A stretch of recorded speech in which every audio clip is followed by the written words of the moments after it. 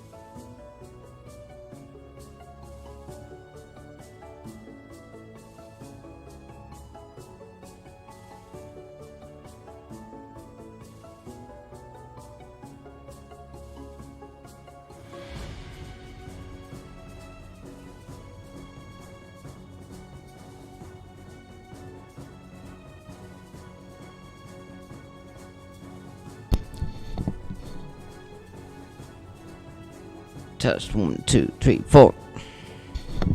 Here we go out the door. Yo. Hello, 1, 2, 3, 4. 1, 2, 3, 4. Huh? What are we going to learn today on chess? I don't know, but we're gonna learn something. We gotta learn something. I mean, I swear, I gotta learn something. I gotta do something. If I don't do something, I'm gonna go crazy. I'll be crazier than a hoot now. I gotta eat my snack, you know what I mean?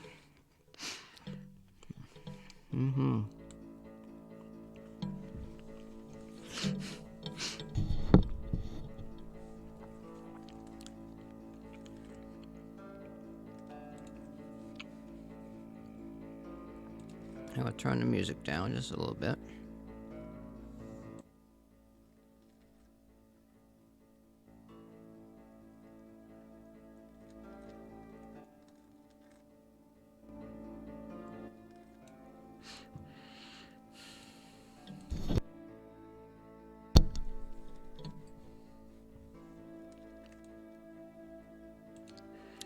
Chess, chess, chess. Why do you want to play chess? What is wrong with you?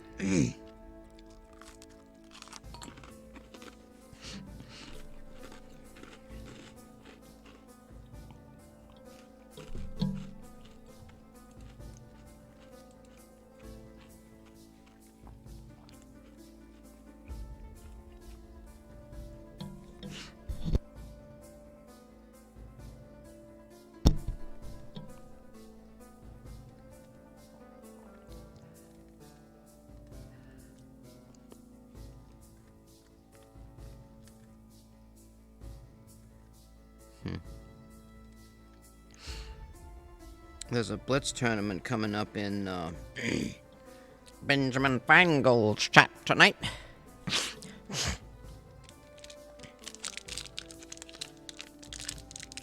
I could sign up. That's what I could do. I could sign up on his chess tournament, but I don't know if I want to. We're doing a little bit of ASMR right here. Just a little bit. Just a little bit of ASMR. With candy bar.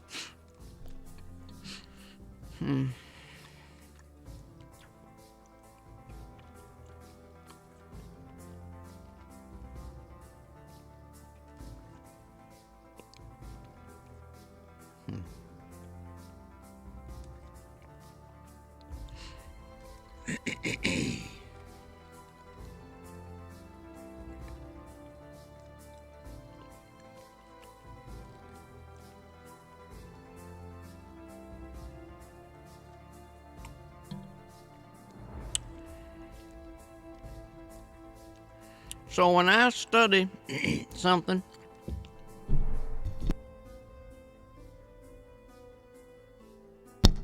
I like to try and concentrate as little as possible. I'd like to have some concentration on the effort, you know? It's got to be there. I'm not going to beat my head up against the wall.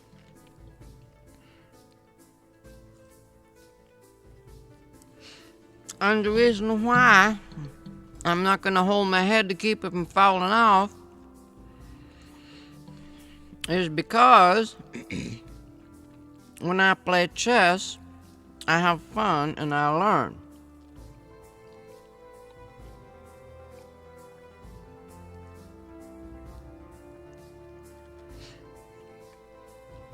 Right now, I gotta have my snack.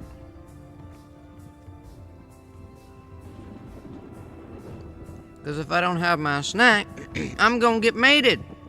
I don't want to get mated. Why would I want to get mated? Oh. My microphone's falling off the deep end. Wait a minute here.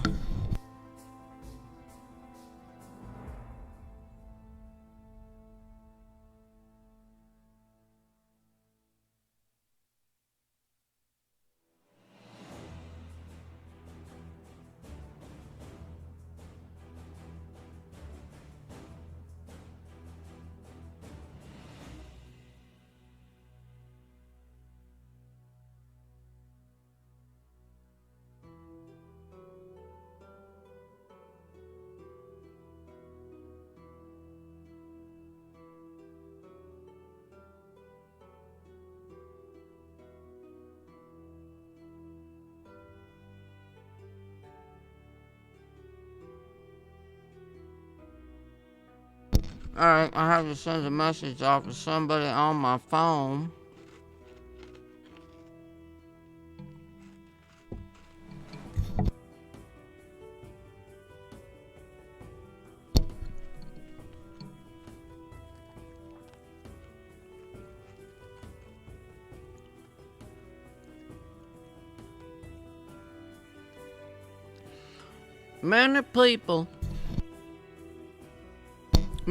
Some people who play chess don't really have a lot to do, you know, and maybe they want to get their mind off things. I don't know.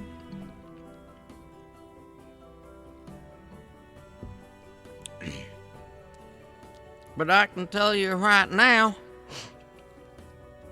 I'm the best chess player that ever walked the face of this good old God's green earth. And they got your four-way chess, you got the pawn race, they got your bug house, and all this kind of stuff. I just play, and you got your 3D, and your 2D, and your 5D.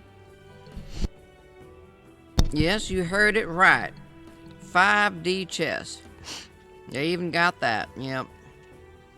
Me, I just play basic good old game of chess, you know, and try to learn something. Chess can be used to help you remember,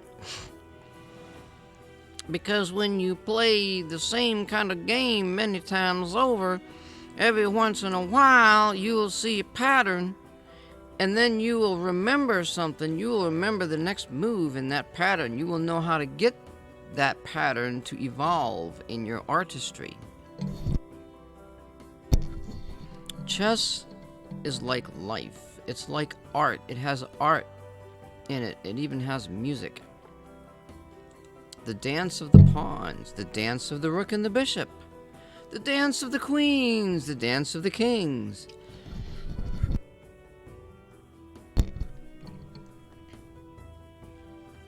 You have really good chess players that are showing their stuff. You have many good chess players that can't explain what the hell they're doing. They are showing their egotistical prowess. Me, I got no ego when I play chess. So when somebody give me a can of whoop ass from playing a game of chess, I don't have no ego to lose.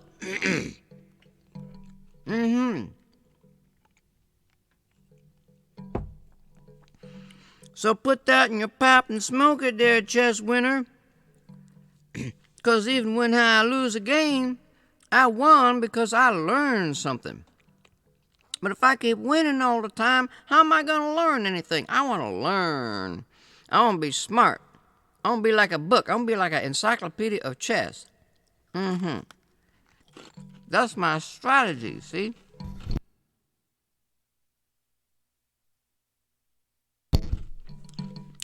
Yeah, that's my strategy. Now, where are we here?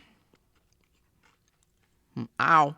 I bit my damn side of my cheek a couple days ago.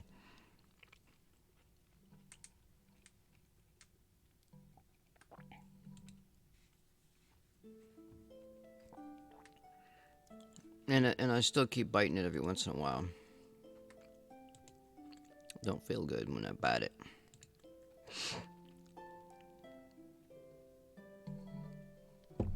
I'm sorry, but I'm still pigging out on my snack. Now, I'm going to teach you what's called strategy. If you don't know strategy in chess, you're gonna you can't learn nothing. So I have to get out there and I gotta teach you, because you might not know something. Now here, when we look at this board, we see a black king, a white king, and a white rook. Now sometimes the rook is called a castle, but it's really not a castle, because a castle has many things that look like a rook, and it's got the walls and the floors and all that kind of stuff. This is just a tower. Sometimes they call it a tower too, I don't know. So you got a rook, okay? So what we're gonna do here, we're gonna grab this board, we're gonna clear the board. And we're gonna put the pieces on the board like they're usually set up on a chessboard. Let's see, oopsie daisy. And I'm gonna teach you the basics. We're gonna start with the basics right off. We should start with the basics. We're gonna put all the main pieces on the board. We're not gonna put the pawns on yet.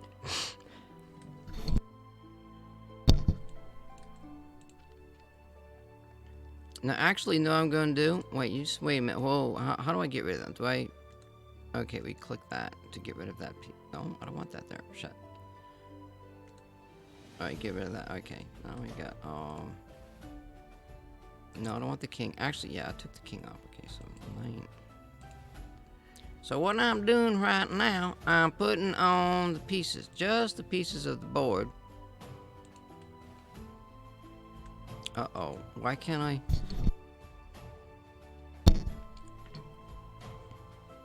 Oh, I can't... So what I'm missing right now, I gotta put the king on the board, I guess, because the kings have to be on the board in order...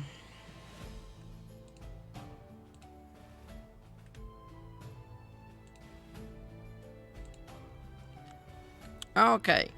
So what we have here is we have all the pieces on their correct squares at the beginning of the game.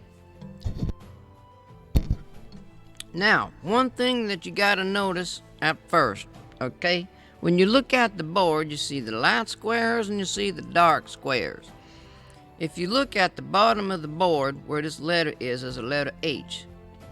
This is called a system of notation. So when you make a move, it writes down. You write down on your recorder, like if you want to move the rook to a certain square, you would say rook to h2, for example. Like you'd want to take the rook and put him here. That would be rook to h2. So you got letters A through H are the columns that go up and down, and the numbers are the rows which go across, and they start from the white's perspective from A1 in the left-hand corner to lower left-hand corner to H8 in the upper right-hand corner. Now, to remember how to set up the board when you play a game, you got to know how to orient the chessboard, okay? So when you do that, all you got to remember now is white to the right. Or light to the right, I suppose you could say it that way, but I always remember white to the right. So on the lower right-hand corner is a white square. So that's how you orient the board. You could flip this 90 degrees and the dark square would be on the right-hand side. You can't do that. You don't want to do that. That's not how you set up the board. So white to the right, we got that all done. Now you set up the pieces. You got your rook, knight, bishop. The knights are always 2 squares in from the rook. When you got the bishops, there's 3 squares in. And the rooks are on the outside. And you got your king. Now, the king and the queen, I want to talk about that just for a moment. The queen, when you set up the board, the queen always goes on the color of her piece. So when you have, like sometimes, you could get the king and the queen mixed up here. Like when you're setting up your pieces. So remember, white to the right, and then you put all these pieces up, rook, knight, bishop, rook, knight, bishop. Then you put the queen on her color. So the queen goes on the white square, and then you put the king down on the dark square. I had to do it a little bit opposite here because I wanted to explain. I had to get the board up on the view so you could see what was going on here. So, and the same for the other side. You got rook, knight, bishop, rook, knight, bishop. The queen goes on the dark square because it's a dark color, and then the king goes on that square. So we're going to do the position again. And I'm going to bring the queens on in now. She's the big girl. He's the big girls. Now we're going to talk about material. And I'm going to eat my snack because I don't think there's anybody watching right now. I got plenty of snack to keep me going all night long.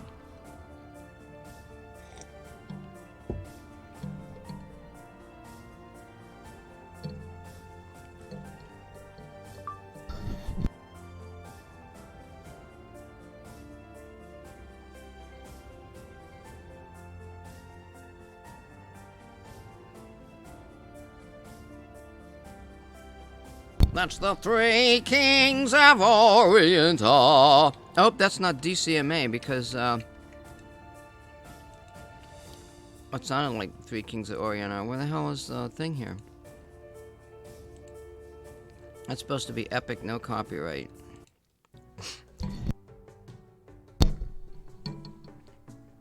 It probably isn't, but we'll just skip that one. Alrighty, now we're going to talk about the value of the pieces. The king has no value because the king never leaves the board. Sometimes it gets tipped over when the person resigns. When you got real pieces on the board, that's what happens. I resign, I tip my king over and shake hands. It's all good game. And we're all friends and stuff like that.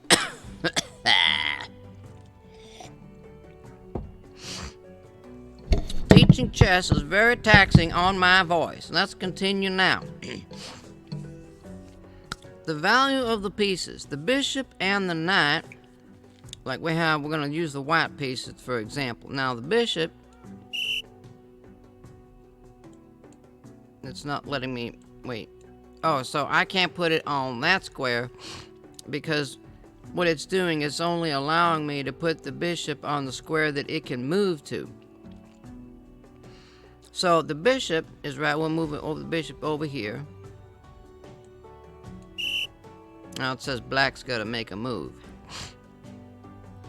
So the bishop and the knight are worth 3 points each. Now, depending on the type of game, the bishop could be worth more than the knight, or the knight could be worth more than the bishop. Now, this is a talk on strategy, not tactics.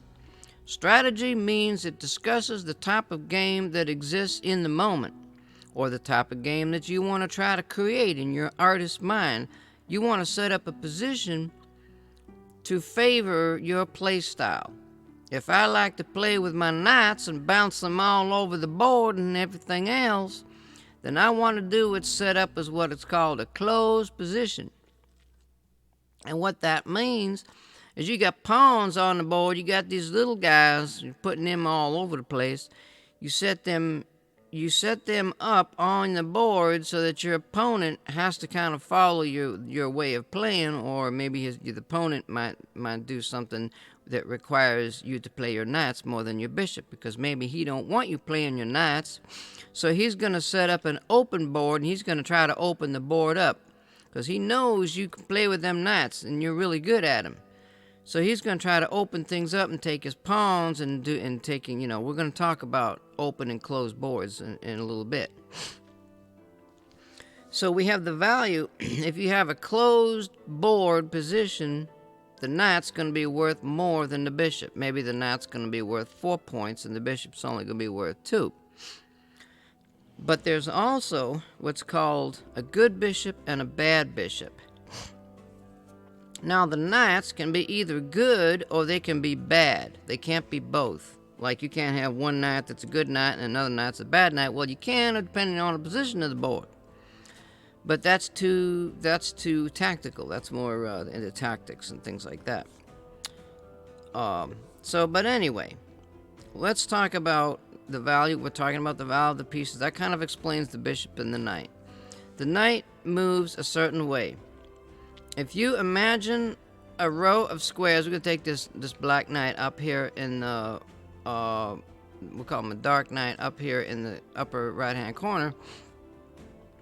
If you can imagine a square that's 2 wide and 3 long, and that square can go either up and down or it can go across. Now you could put the knight in the middle. So let's just move this guy back and forth, and we're going to put this knight in the middle of the board. Let's put him on a white square.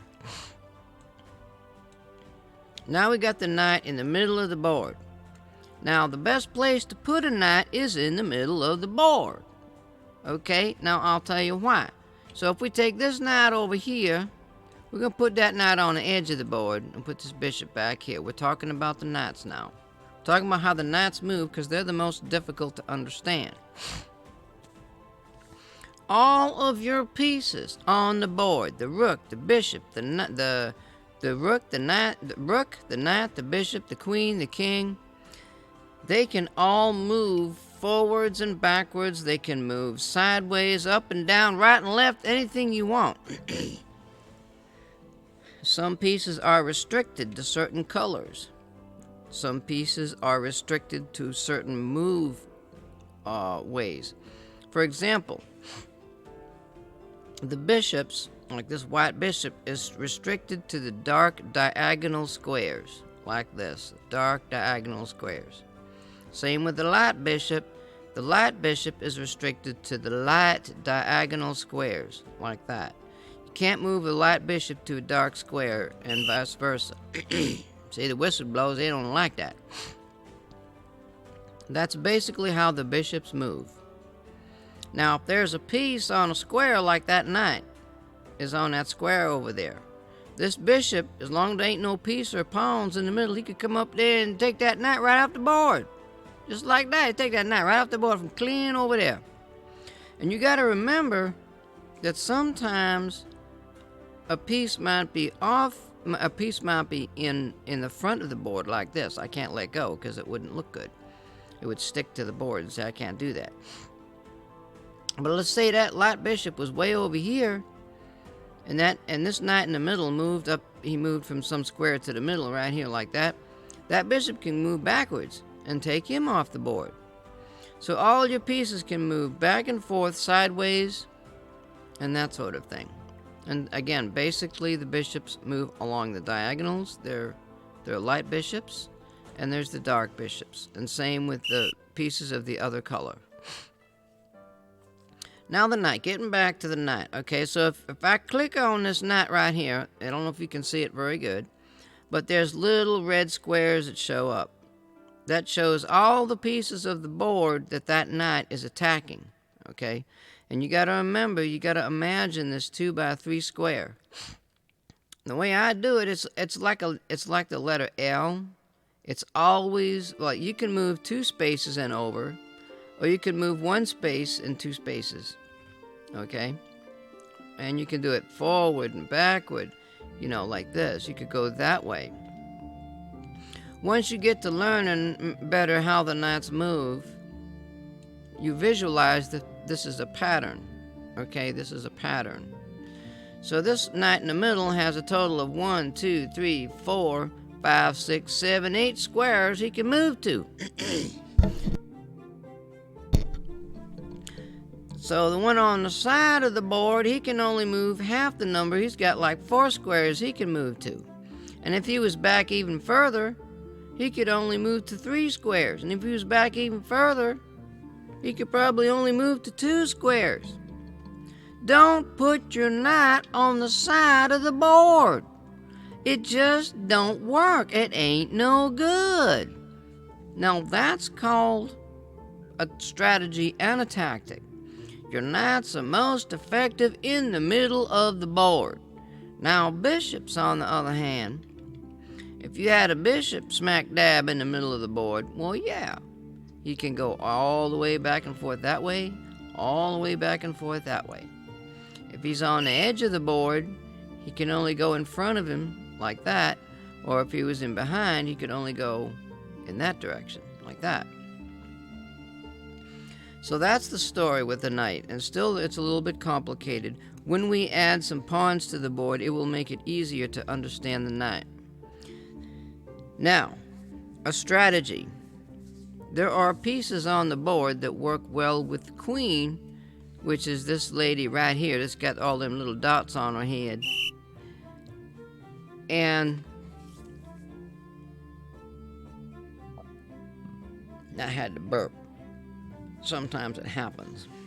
So the knight works really, really good with the queen.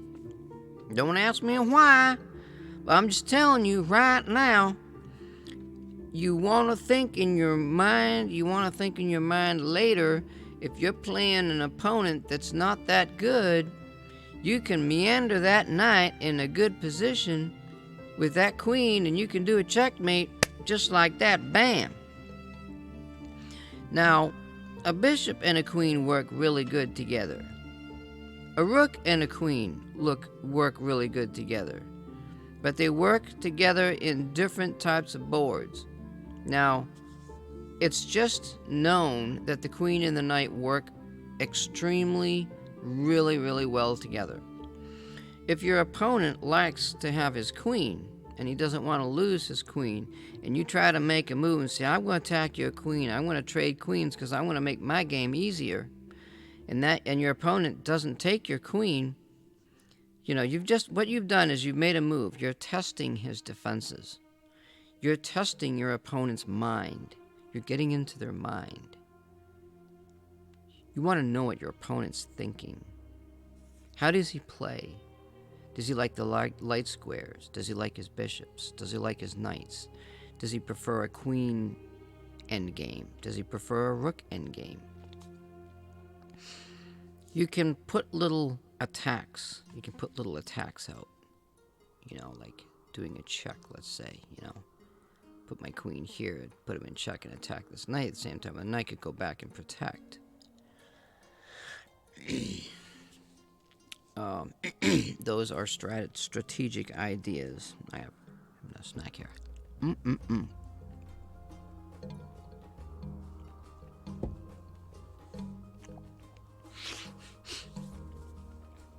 All right, now where are we at? We're working on a snack, that's why.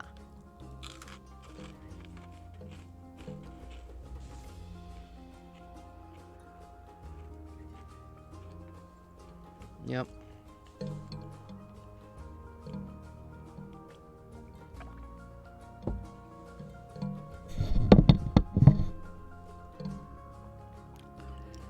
All right, hey.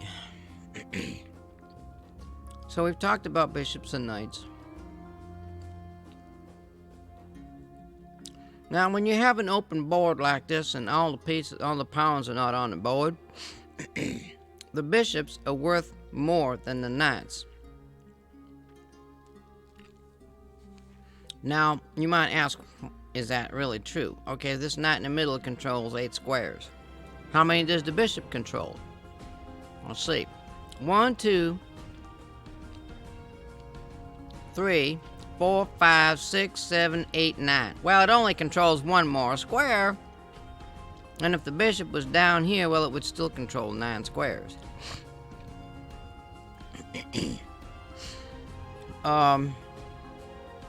It's kind of relative, because you can do things with the knight that you cannot do with the bishop. You can use that knight and attack in a certain way that will catch your opponent off guard.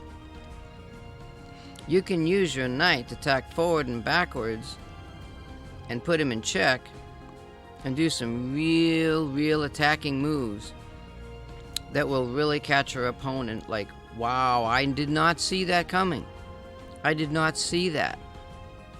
When you look for your opponent's moves with bishops and rooks, they're much easier to see. So 9 times out of 10, when you lose a game, you're going to lose a game to a knight. And then you know what? You can say good night. Rip. Yeah. Me personally, I play a certain kind of game. I do not like 2 knights on the board. I do not like 2 bishops on the board. My game is 1 knight and 1 good bishop. And if I have that combination, I can beat almost any player there is out there. And it depends on the situation with the pawns. Again, you got to figure out your pawn structure and that sort of thing. So the bishops, again, they can move any number of squares. There's nothing blocking it, or they can take pawns and that sort of thing. And the knights, they can jump over pieces. Bishops can't jump over a piece and go to another square, like, they can't do that. But the knights, they can jump over anything. So, when you think about it, maybe the knight only controls those red squares, but the squares in the middle, the knight has an opportunity to jump over anything that's in those squares. So that knight can kind of control what's inside them squares. He could make a move, like he could make a move from here to here, let's say, and now he can control. Well, I'll move my. Oh, I didn't really want to take that piece. Can I? Yeah, let's take that back. Let's just move here. So now this knight that moved from the center, he's got control of that square and this square inside that area, which he didn't have before. Now, I could get into a little bit more advanced with the knight, and I probably am going to do this right here. Let's say that your knight wants to get to a certain position on the board. Let's say that this dark knight right here wants to get to this square. So that's a diagonal off of his current position. So what he'll do is he'll go to here so that he can attack that square. It's going to take him 2 moves to get there. Now, if you have... I'm going to take... Well, I can't really do it. Let's see, wait. Maybe I can do... Alright, see, it's not on the center outside of the board. He ain't doing nothing, right? So we want to get that knight to this square right over here. We're not going to take him off the board, but we want to get him to that square. So how are we going to do it? So if I go here, here, and here, that's 3 moves. 1, 2, 3. Or I could go 1, 2, 3. So let's get him over to that square. Let's get him. Oh, wait a minute. Let's get him over to that square. And I'll show you what I mean. I'll show you. Why can't I go there?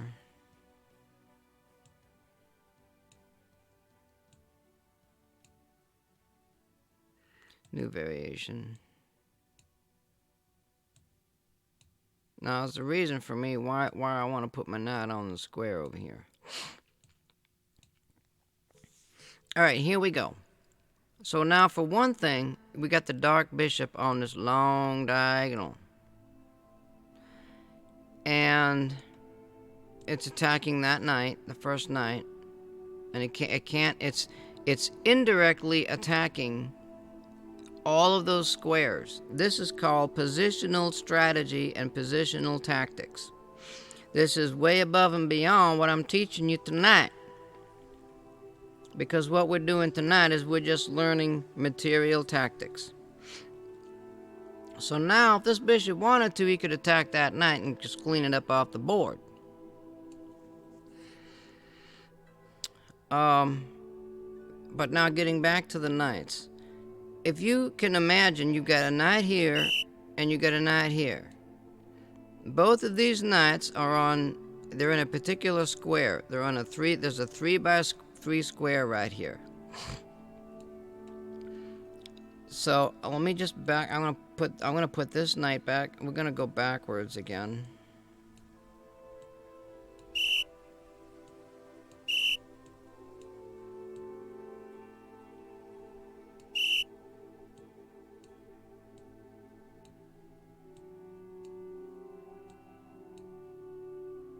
All right, now I'm gonna move my bishop to a square. Now, I don't want my bishop to be attacked by the knight. We're just looking at this knight that's over here now. We'll just pretend that knight on the edge of the board don't be there. Oh, shit. Alright, so I'm going to move my bishop in such a place where this knight is not attacking the square. The best place to put a piece when you're trying to get away from the defense of a knight is right here. That square right there is inside of a 3 by 3 square where that knight is posted. Now, if I were to say take that piece back, and I were to put this bishop here, let's say. Now the bishop is on an immediate diagonal with this knight, and what that knight can do, that knight can post himself right here and immediately attack that bishop. 9 times out of 10, your bishop's going to be worth more than a knight, okay? So moving the bishop to this square is questionable. It is not a good move because the knight can come back and attack it. That's a strategy and a tactic kind of rolled into one. But if I move the bishop here, now let's say the knight wants to attack that bishop. 1,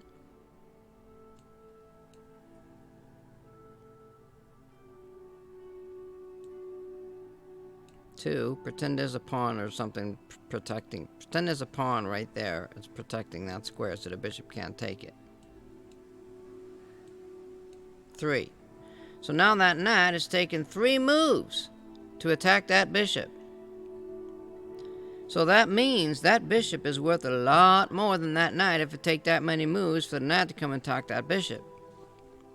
That's a strategy and attack that you got to learn in the game of chess. So let's say he moved here. Now I put my bishop here, and now this knight is going to have a big problem trying to attack that bishop.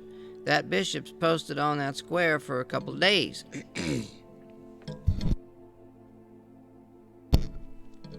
Now another thing that we could talk about, again, it's a little bit more advanced, because in tonight's first lesson is that we're talking about material advantage. We are talking about material, not squares. Material. If you have more material, if you got more bishops, more knights, more rooks, more queens on the board than your opponent, you got a better chance of winning and checkmating the king. If you have the same number of pieces on the board, but your position is better, then you got a better chance of winning. The positional strategy in chess is much more difficult and complicated, and it is not for beginners. When people start to learn and try to learn chess, number 1, from playing other people, number 2, from doing puzzle rushes, number 3, from playing blitz games, you will not learn to play chess. You will fail. I guarantee you, you will fail and you will never want to play this game again. What I'm teaching you, I'm not just teaching you the rules. I'm teaching you the idea behind how you should play the game so you can learn and you can be happy and you can have fun and say, I knew something. This is, moving this bishop to this square instead of this one. That is a strategical edge that you have over your opponent. Maybe your opponent don't know that strategy. There are many strategies that you can come up with in your own game playing. So when you play the game, you can learn and you can devise your own strategies, and then you can play the beginning of the game to set up that position and win the game because you created a strategy for the game that you're playing. When you play a game, most people play to win. When you play a game, some people play, they want to get a certain position. If they get to that position and lose, it's okay, because maybe the next time they have a better move to keep that game going. And then at some point they will realize that that position is either a winning position, or it's a drawing position, or it's a losing position. And that position I'm talking about is somewhere before the middle of the game gets started. So I'm kind of getting off tangent a little bit. There are 3 parts, there are 3 main sections to the game of chess. There is the beginning, which is called the opening. there are many, many openings, and each opening has several variations. These variations are variations that have been played over and over and over many, many times, and most of them resulted in a loss to the opponent because the player that played the first move, which is white, usually comes out ahead because he's got the first move. Now, if white was to play his knight 2 times in a row, white has lost a positional advantage because he's moved the piece twice, and now that kind of sets the pace for an even game. If white moves a piece 3 times, if white moves 1 piece without, trying to get his position set up 3 times, now black has an edge in the game because he's got that first move opportunity because white gave it to him. So anyway, that's the story of the bishops and the story of the knights at the beginning. Like I said, bishops tend to be worth more, and they are worth more in what's called open games, and knights are worth more in what's called closed games. Closed games is when you have a lot of pawns on the board, and the bishop can't attack anything because it'll get lost. All of your pieces on the board are worth more than your pawns. Pawns attack pawns. Pawns protect squares that pieces can land on. There's a lot of strategy and tactics involved with pawns and pieces. In general, your pawn is worth 1 point. Your knights and bishops are worth 3 points. Your rooks are worth 5 points. Your queen is worth 9, and your king is worth not any points because it can never leave the board. Now let's talk about the rook. We talked about how the knight can move the letter L shape to these squares. We talked about how the dark bishops can move on the dark diagonals, and the light bishops can move on the light diagonals. The rooks move either in columns or in rows. They either go up and down, back and forth, or sideways. They can't do a combination. They got to either go straight or across. Like this rook could attack, he's attacking that knight directly, and this rook is attacking the rook in behind indirectly. So right now, this knight right here, now we're going to talk a little bit about attacking material pieces. Attacking material advantage. The tactic would be to protect the piece more than the piece is being attacked. The strategy is to take the defenders off the board so you can win the piece. And you got to come up with a tactic to make that happen. Right now, let's say it's black to move. If black moves that knight out here somewhere, then this white rook can come over and take this black rook. Now let's say this white moves here, like that. Now what's happening is that knight got out of the pin, and at the same time, he's protecting that rook right there. Now, white's rook right here, just by happenstance, is being protected by this bishop right here. So if the black rook comes down and captures a white rook on the row, on the column, then the dark bishop can come over here. I shouldn't say dark bishop. The light bishop on the dark square can recapture on this corner. Now right now, white can take this knight with this bishop. So let's go ahead and do that. Now what happened in this particular case is that black is down a piece. He lost a piece. Maybe that's okay, maybe it's not. So maybe now black's going to come down here and take this rook. Now white's defending that square, so you're going to take the rook back.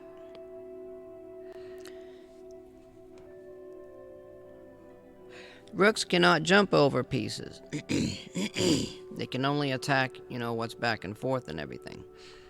Now it seems like white's going to lose a piece right here. So black's going to come over and take that rook right there.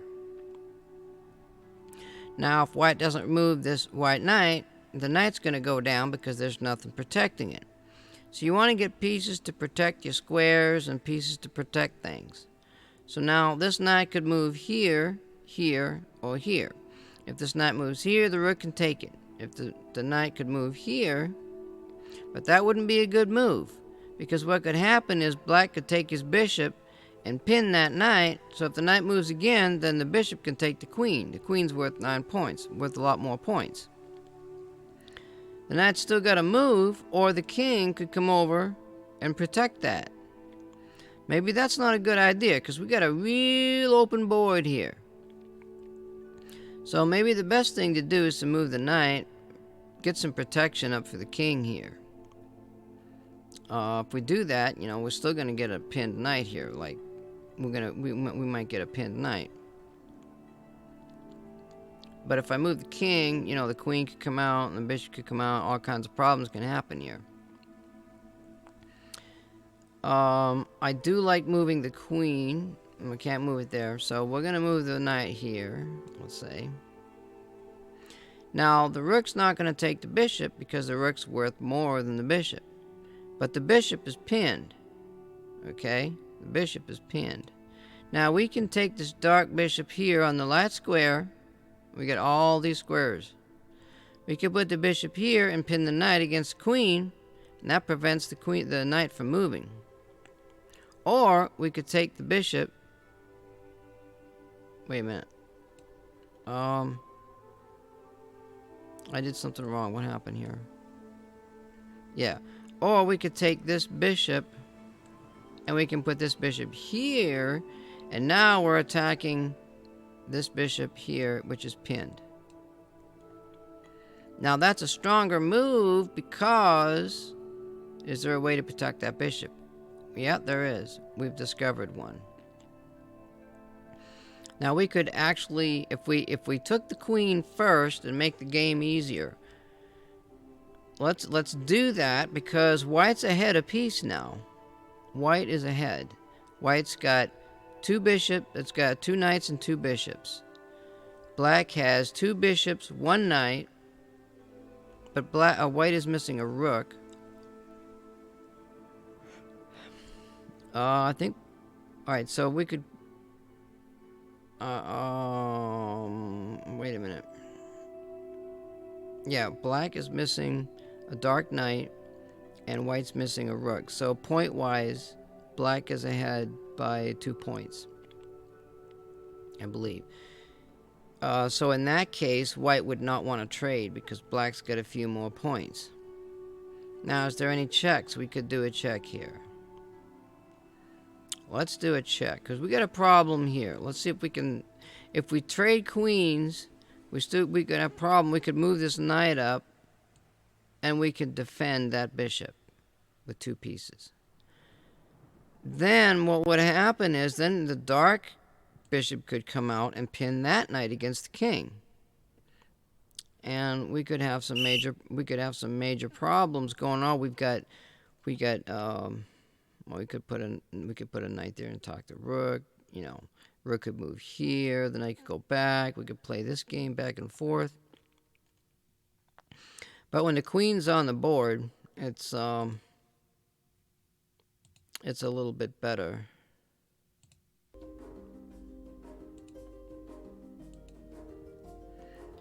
All right, so let's do the check. Let's see what we got. Well, let's see what happens when we do a check. When you're kind of in a defensive position,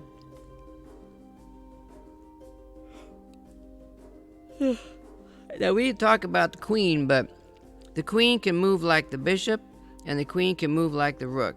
The queen can go on any diagonal it happens to be sitting on, or it can go back and forth, up and down.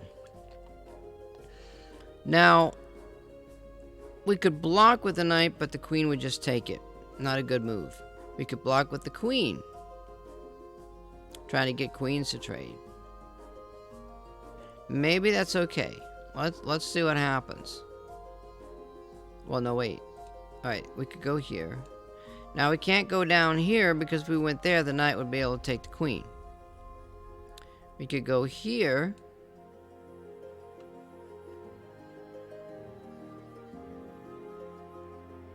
Now we've got to check, and that rook is loose. We've done an attack here. So we can't. We have to do something to try to block the check and protect the rook at the same time. The best move we got. Well, we could block here. Maybe. Now, if we take the rook, now black can have an advantage and stop playing check. So you got to ask yourself, you know, what's better? What can I do that's better? Literally isn't much.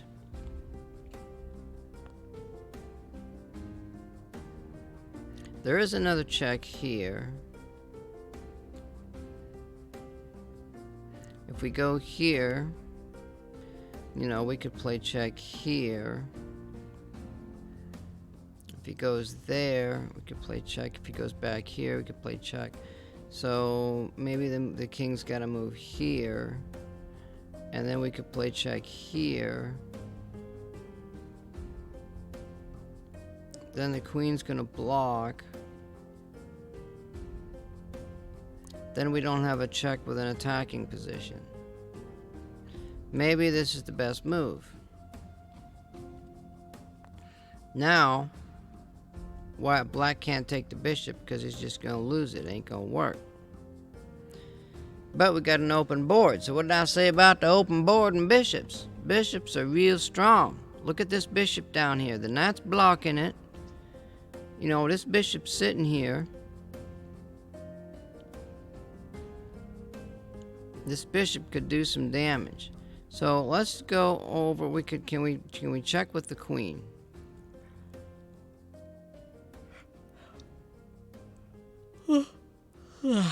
No.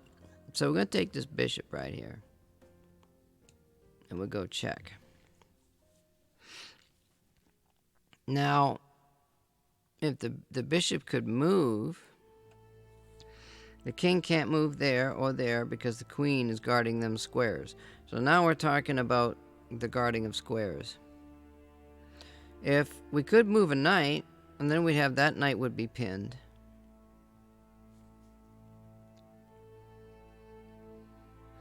This checking square is still guarded by that knight. The king is on the light square, so there's no way the dark king's going to get checked. If this bishop attacks here, that's a loose bishop. Black can't get any other pieces to defend that bishop. So this bishop's got two pieces attacking it. It's got the queen attacking it, and it's got the bishop attacking it. But white's got to move out of check.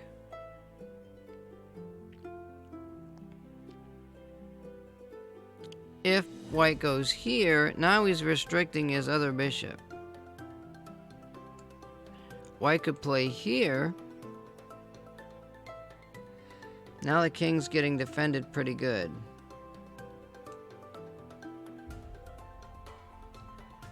But that's a problem too, because now if white was to play the knight to that square, you got a bishop attacking that square, and you got a queen attacking that square.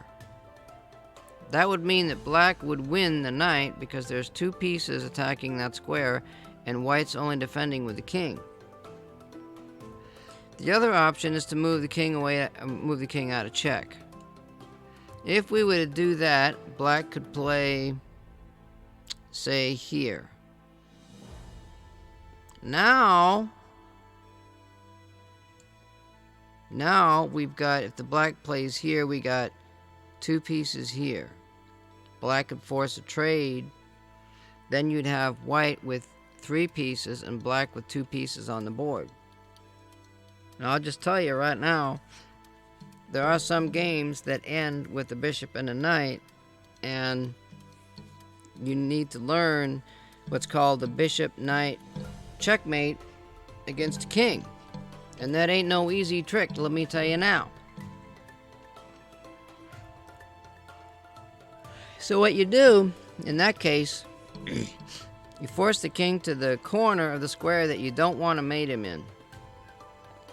So if you got a bishop that attacks the mate in square, like in this case, let's say the dark bishop, then you got to force the white king, the black king, to the light square first, and then move him all the way back over to the dark square for the final mate. That's very complicated. It takes anywhere from 14 to 20 some odd moves. So if we were to go here, we've got 2 pieces defending and 1 attacking.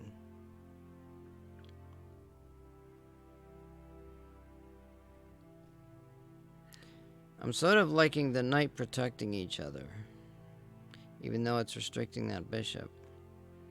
It's not a good move, because then the queen could come down and finagle his way to get that bishop, see? Let's go here. We got a bishop protecting the knight here and a king protecting the knight. We got a king and a queen protecting that bishop, even though it's restricted. Black's got a knight that could come down here and cause some possible damage. Black can play here. No, that wouldn't be good. So black's next move is going to be here for another check. White can't move here. White could move here. But still, then now you're getting a queen facing a king is not very good.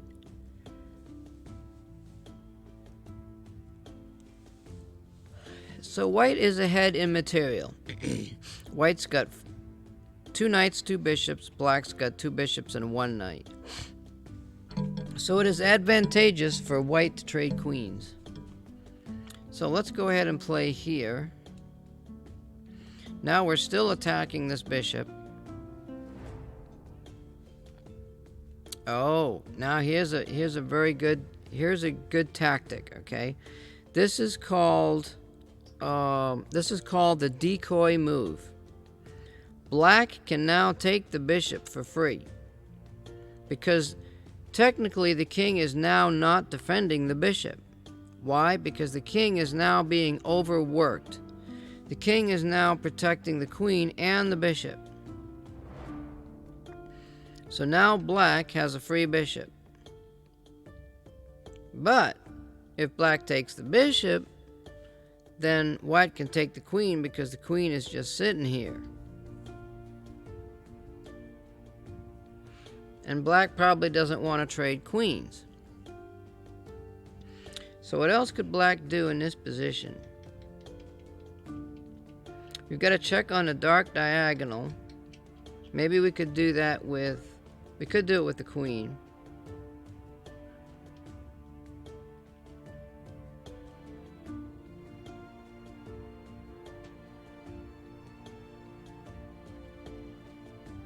White has a problem with that bishop. So now, as you can see, we're getting into a little bit more tactical, strategical things. We're getting over and above and beyond what we need to be doing. But I'll just show you, like, if black takes this bishop and the king takes the bishop, the queen's sitting here loose. So black, maybe black could come over here and we could do this type of thing. This would be called a perpetual check. What the hell?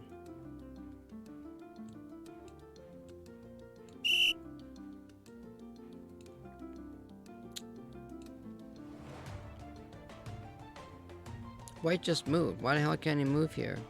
Oh, you see what happened? So white now has protected his king with the queen. Black actually can't come over and do a check because white put the black king in check and he didn't see that move. The queen, luckily, is protected. But so now, if the queen goes here, white's going to trade queens either way.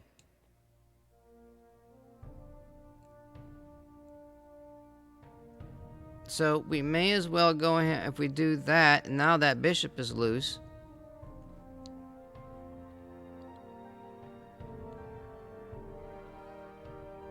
So white lost. Black made a big mistake. Black made a crucial error.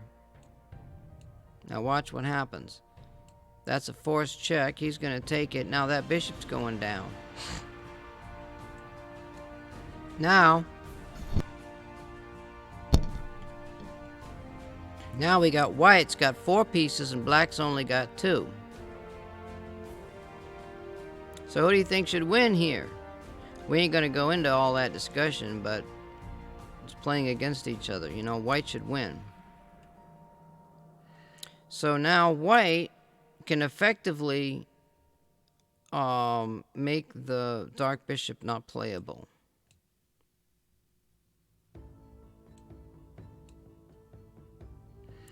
And white's gonna want to trade down somehow, so he's gonna get his pieces on the active squares.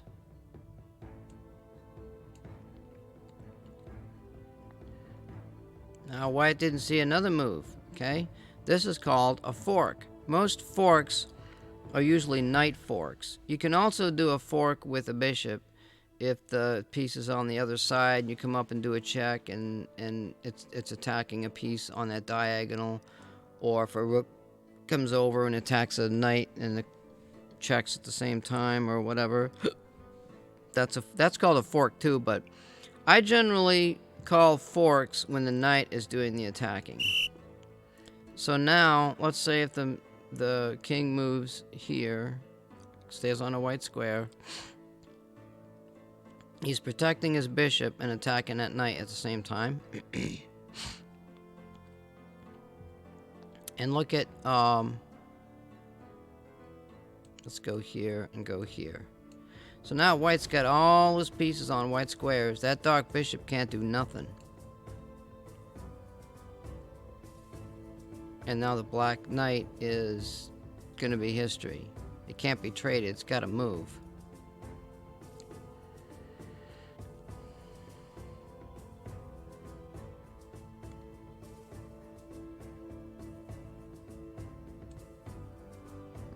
Yeah, maybe here. Now black's gonna get on the dark squares, but really can't. You know, what's the purpose? Why can't he go? Oh, why can't he go there? Oh, he moved already. Now, actually, now here's what's called a forcing move. Okay. This is what's called a forcing move. So if I play my knight here and the king moves over, the white knight's going to take the dark knight because it's free. If the king goes here, the white knight is still going to take the dark knight, and the dark knight's going down. So when you play a check and you're attacking another piece, that's called a forcing move if the piece can't be protected or eliminate check. In a position with a knight making check or attacking a higher valued piece, 9 times out of 10, you cannot protect the attack. You can't protect the other piece while you're being attacked and you're in check at the same time. So he's got to go here.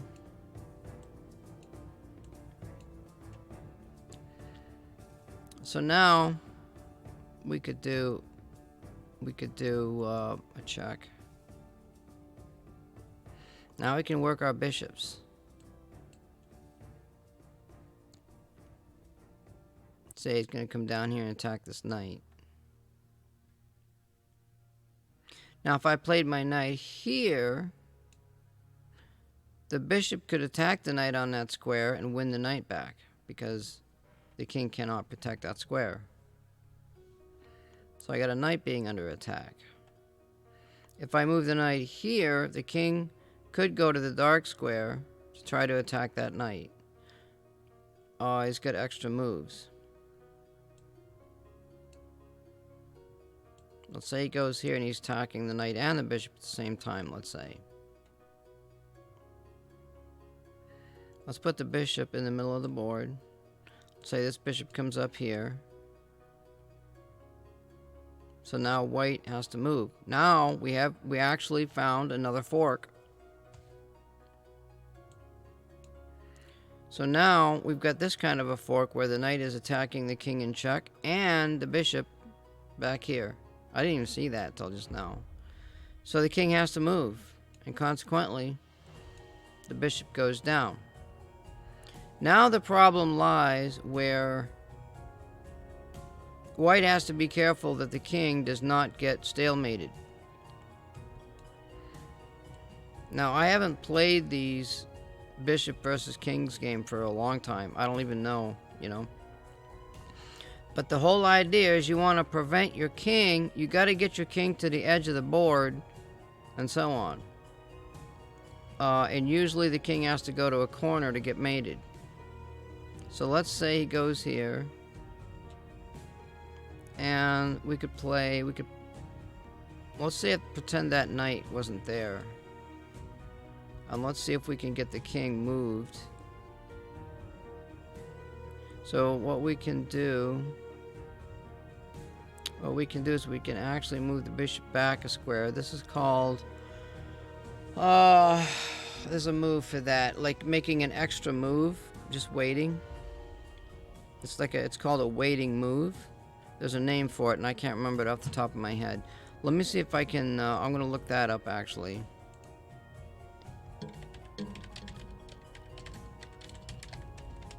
Zugzwang. It's called Zugzwang.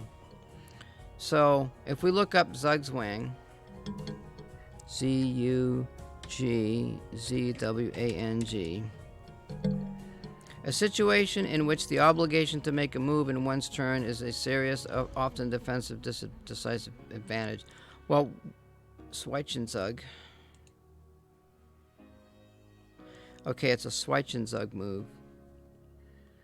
The Schweizenzug, German pronounced Schweizenzug, an intermediate move, is a chess tactic in which a player, instead of playing the expected move, first interposes another move, posing an immediate threat that the opponent must answer, and only plays the expected move.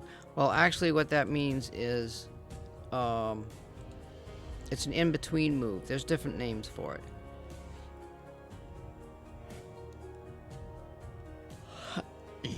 So now the king could move here. Now what we're going to do is we're going to force the king into a corner. We're going to try to just use the king and the two bishops here. You're getting the knight involved and you're going to get into trouble. Now, we could oppose the king directly, or we could go here. If you go here, this is called a diagonal opposition, where it's like a knight position here. It's called a diagonal opposition, I think. And there's a lot of endgame stuff with that. Alright, so now we've got that square blocked. Let's put this bishop... Wait, what? Oh, the king moved. So the bishop could move here, actually. No, he can't because the knight's blocking that square.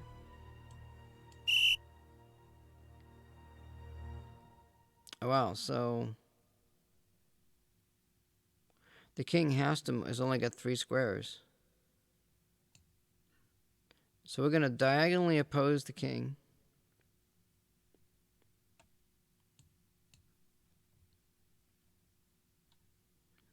And let's bring the bishop here. So now you see we've got that diagonal and this diagonal is attacked by both them bishops. They're very powerful.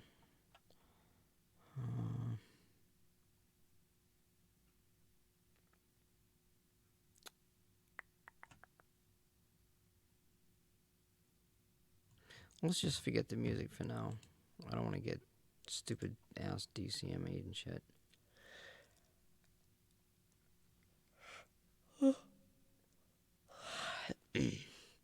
So black has to move. So where can he move to? So he can move to any one of these. So he doesn't want to go on the edge of the board. He's going to move here. If I went to oppose the king, the king could just move back and forth. So let's say we're creating a wall. Okay, we're creating a wall around this king. So we could move the bishop here. And now he's got this wall, so he's going back here now. We always want to make sure that there's a space the king can move to. We could move the bishop here, or we could move the bishop here. I like this move.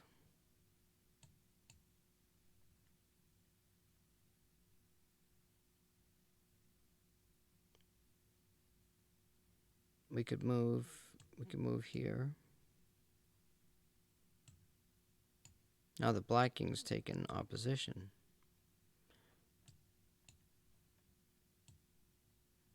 Back here.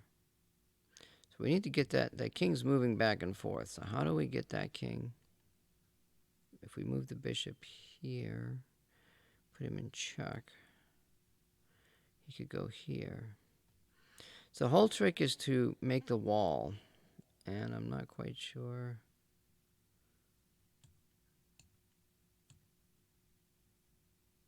Okay, we're pushing him into a corner. Now he's at the edge of the board. So let's go here. Let's walk these bishops. Let's just walk the bishops down.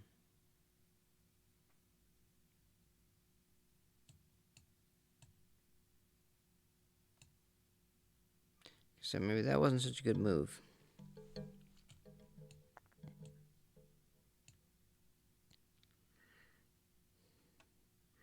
Moving the king in might be better. Now he's only got 2 squares. We don't want the king meandering up this side of the board.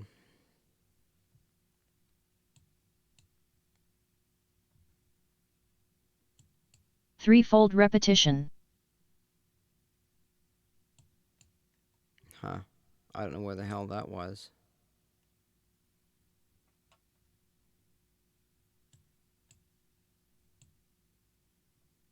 Okay, that was a good move.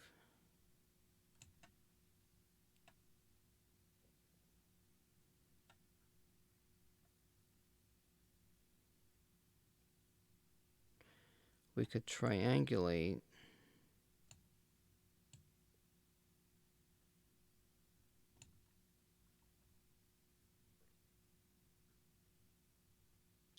If I move here,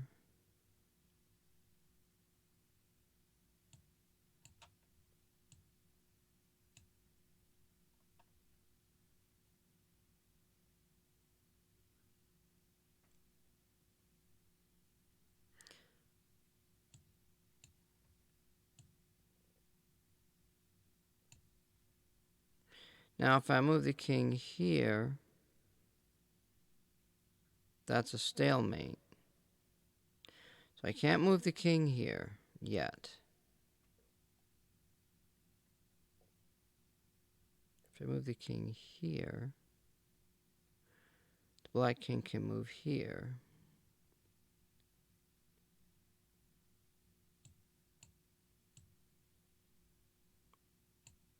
Oh, he can creep up the corner.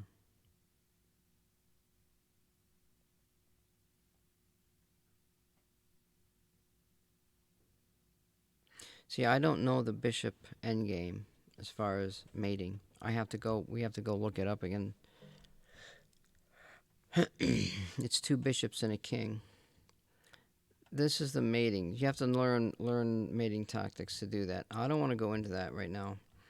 But anyway, that's how you do that. So what we're going to do is we're going to clear the board. And I want to put we'll go into some basic mating tactics. Like usually like there's a rook, or not usually, but there's a rook and a king, and there's a black king. We'll do the rook and that one. It's white to move. So we have to talk about what's called opposition. When white moves a square in front of the king, the white king is opposing this king here. So now the king can move. The object of the king is to stay in the middle of the board. Okay? So let's go here. The object for white is to keep the king from advancing. So we're going to put the rook here. Let's attack the rook, let's say. So we could go here, and black could go here. He's forcing himself into the middle of the board. Now he goes over here. All right, now we can oppose. So we don't want to go here, but we're going to go here anyway so I can show you what happens. So now what white does is forces the king back another row. Because there's a wall here developed by the white king. So the king is forced to go back. White opposes. Black attacks again. Now, in this case, okay, white can make what's called an in-between move. He doesn't want to go here because if he does, the white rook's going to come down, force him back again. So he's going to go attack this rook. Let's go here. Now, white makes the in-between move again. Black cannot play here because if he does, white's going to come down and force him back to the end of the board. So black's going to play over here. Now what white does, this is the important part. White must gain the opposition to force the king back. So white plays what's called the diagonal opposition to the king. If the king goes here, the king gets forced back. So the king's going to keep going across this way. This is what generally happens in a game. Now, in this case, white could play here and force the king all the way over. But instead, it's better to play here and let black make the decision, which is obviously going to be this move. Now, you don't play check because if you do, now the king can come back over to the other side of the board. You don't want that to happen. You want to keep the king on that side. So you just play an in-between move. And if black plays here, it's checkmate.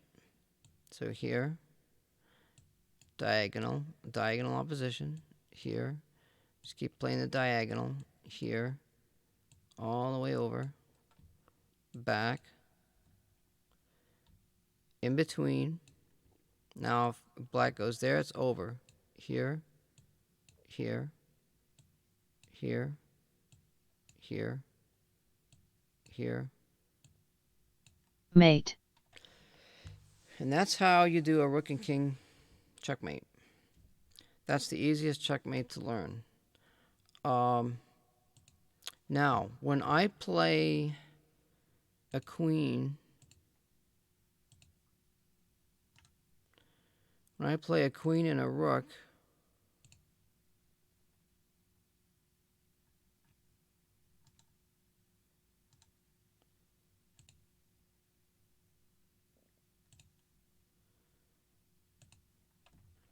let's say it's white to move. When I have a queen and a rook on an open board, right? I'm actually afraid to use my queen unless each move I make makes a check. Because now the king has a much better chance of getting into stalemate if white screws up with this queen. And believe me and trust me, it's very easy to do. So rather than try to get into a stalemate position, what I usually do in this type of position is you don't want to block the king towards the queen or the king because you got this queen sitting here and you got a lot of squares. This queen's attacking a lot of squares and your mind can't think in that sense very much. So what I tend to do, we'll say here. What?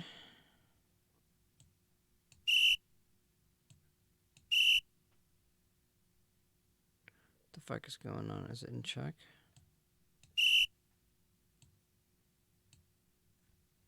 I guess it was black's move. Alright, so what I tend to do is I tend to keep my queen right out of the way.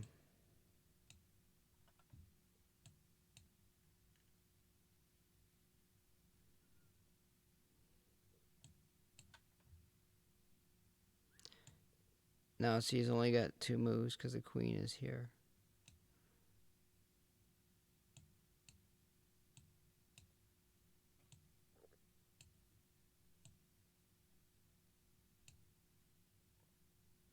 Alright, my king is in the wrong spot.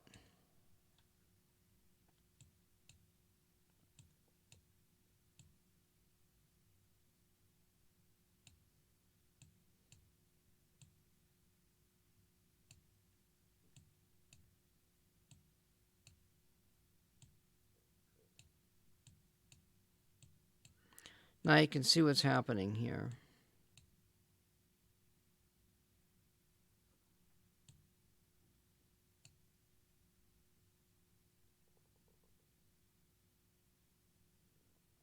That's actually checkmate.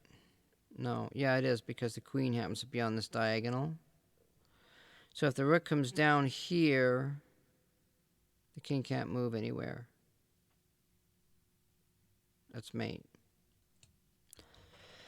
Now, let's try something.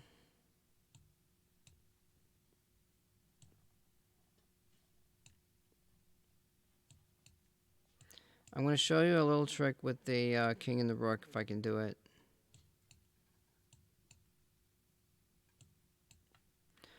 Alright, so there's a special tactic with the king, the queen, and the rook. Remember, the queen attacks the diagonals and the rows and the columns, right? So let's move here. And always remember, when you're playing a queen, you gotta play queen check. If you play queen move and don't check, you're risking getting into stalemate with your opponent. And I forgot to look something up here, didn't I?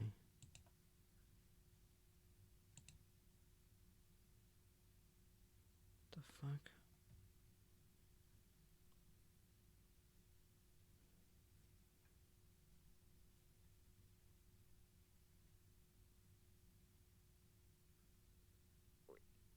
Yeah.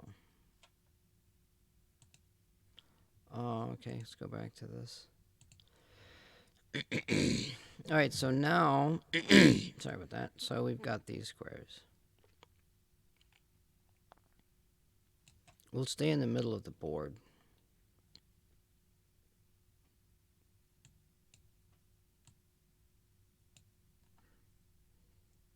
I want to show you this, if I can get it into the right position.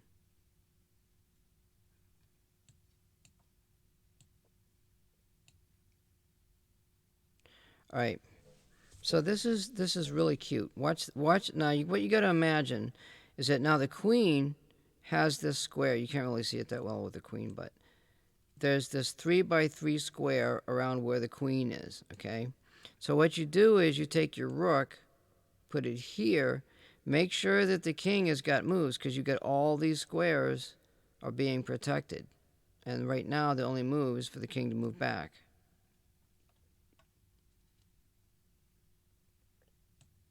And I'm not really showing the move very well. It's going to end up being a stalemate.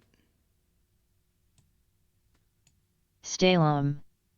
Stalem, huh?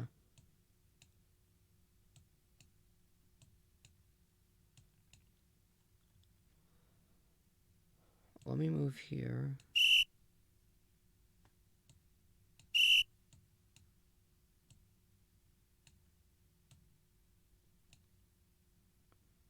I want to get him on that square after the move.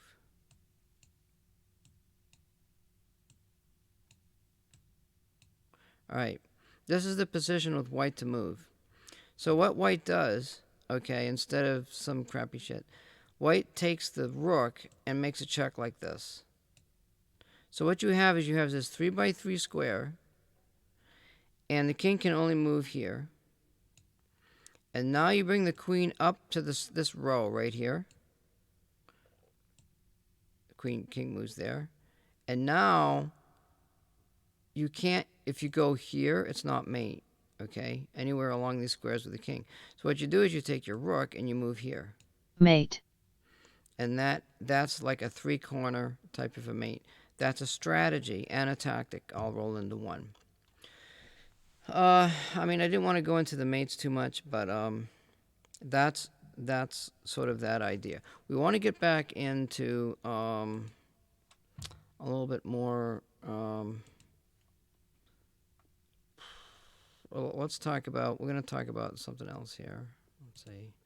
Let's put this guy here. Here. We'll talk about pawns.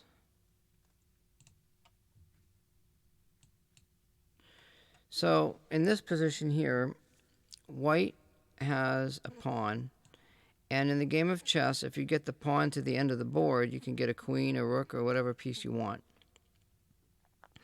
The most important aspect in a king-pawn ending like this is to remember what's called opposing your king. You need to make a move that opposes the king, and once that opposition is made and then lost, then you can advance the pawn. So now it's black to move. If black moves here, white moves here. Black's object is to keep that king in front of that white pawn no matter what. Now white can try this. If black goes here, there's a check. And the king's got to move back here. And there has to be an opposition. Otherwise, it's not going to win. Remember I said the king has to be in front of the pawn.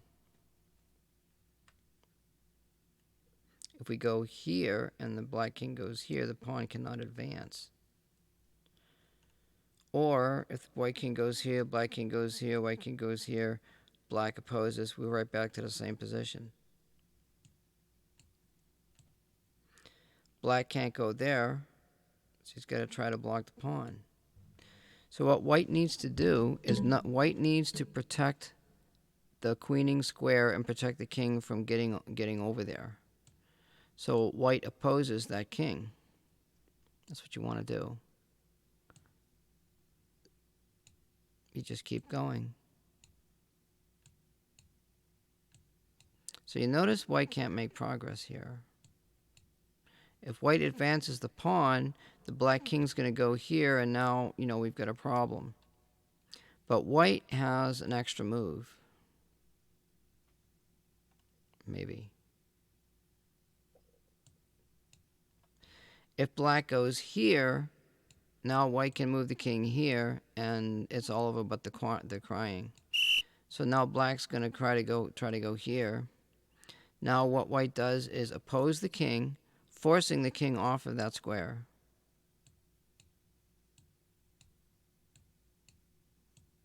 And now it's all over.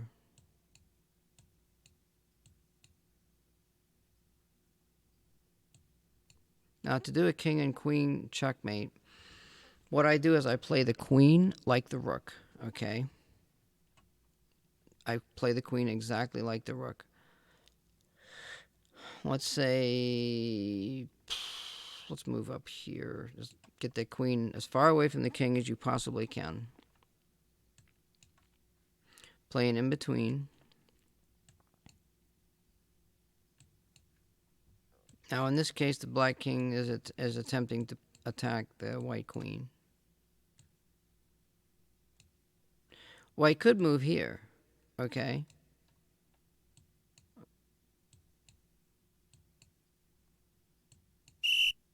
What the fuck just happened here?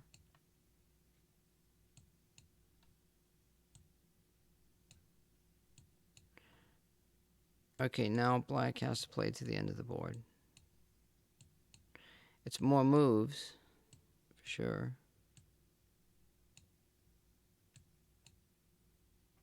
But with the queen, there is an easy mate. You can. But now, okay, now with the position like this, with the king in between the king and the queen, it's a problem. Or it could be a problem. If the king moves here, that's a stalemate. Do you want to do that? The queen could obviously go, somewhere. Well, you could go here, I suppose.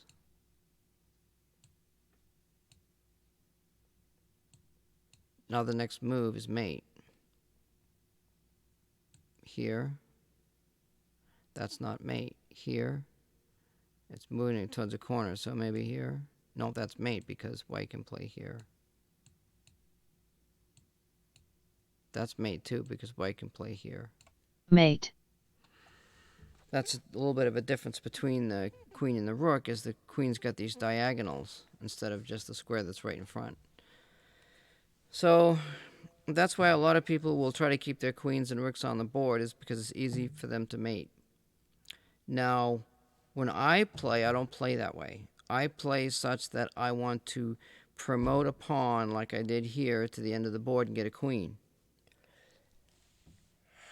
When we talk about that, we get into openings. But before we get into openings, we're going to talk about why I choose the way I choose to play the game. We're going to talk about open and closed positions.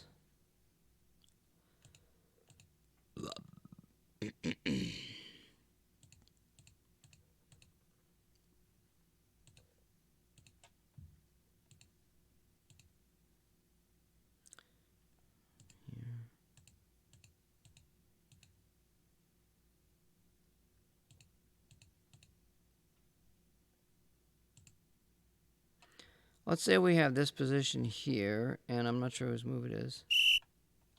It's white. Okay, I wish these pawns were actually back a row. So white can create a passed pawn, I believe.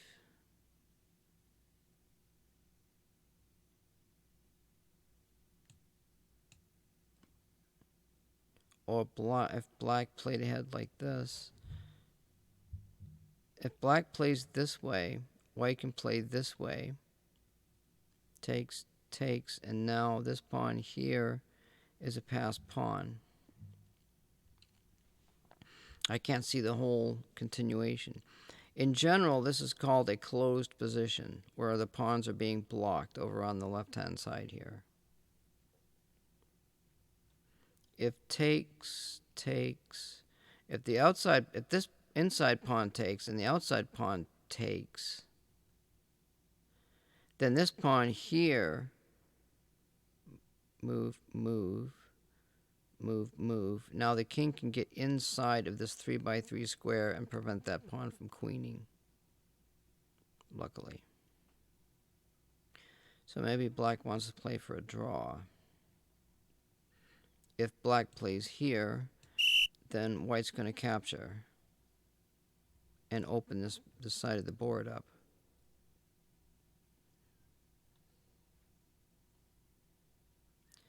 If black plays here, and then maybe here, and then here. Now in this position, white has no way to get his king on that side of the board.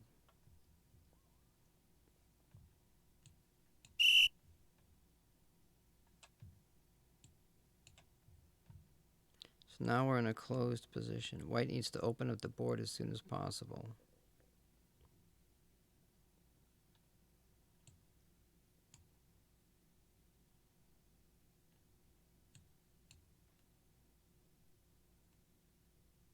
If white goes here, white can't get out, so he's got to capture.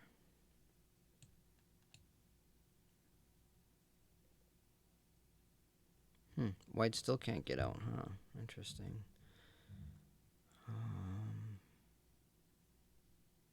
This might be a draw.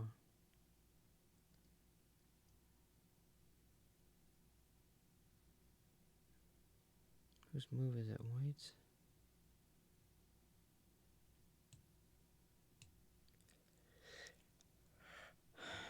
Black doesn't have a way in either. Oh wait, white's got a pass pawn. But black doesn't have a way in. I mean, white doesn't have a way in.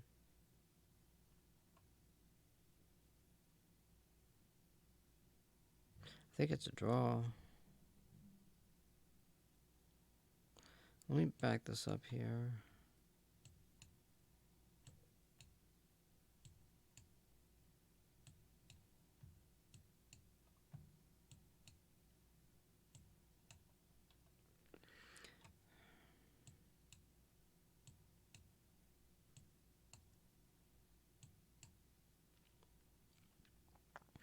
thought this was a passed pawn. Maybe it's this one. It's the one on the end that you have to play.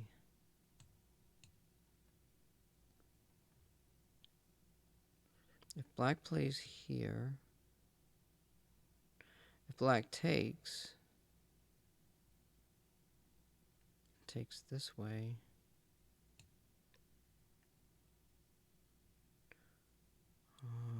wait, here. No. That can't be right. Here, here. Then the king moves.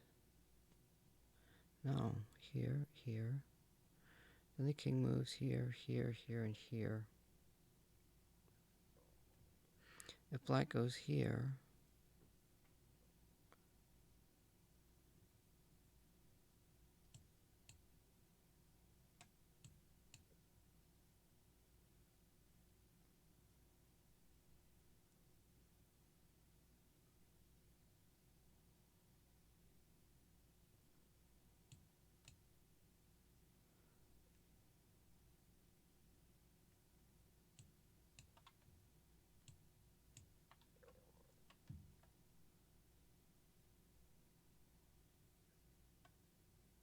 wait a minute.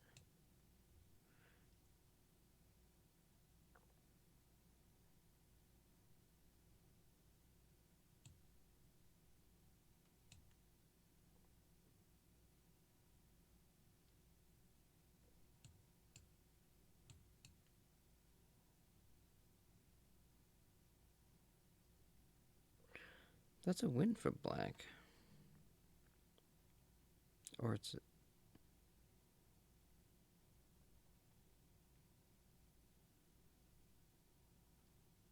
here, here, here, even still. That's a win. See, these are pawn and king endgames. And it's a whole different story. Another reason why you don't want to play chess. The only thing I can think of is moving this up here.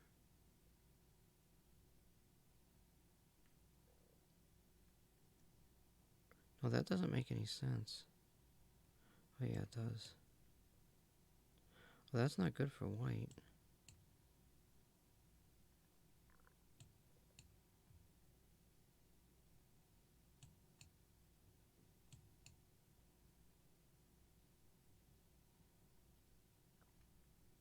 Black can't take that pawn. Because if he does, so we're decrying. Anyway, that's a close game. Let me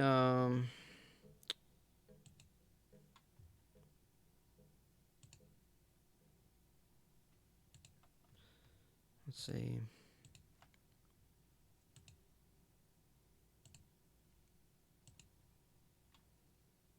I want to do a better setup here. A different setup. Here. Here. Bishop.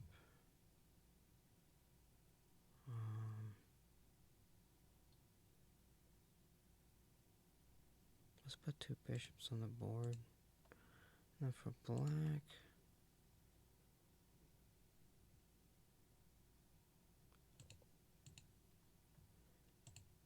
okay. All right, so in this situation, it's a closed position, but we get 2 bishops.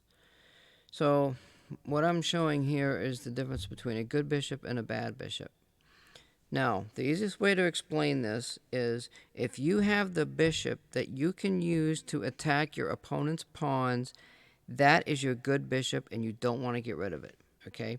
So now white's pawns are on white squares. So that means if black puts his pawns on dark squares, that means your good bishop is going to be your dark bishop.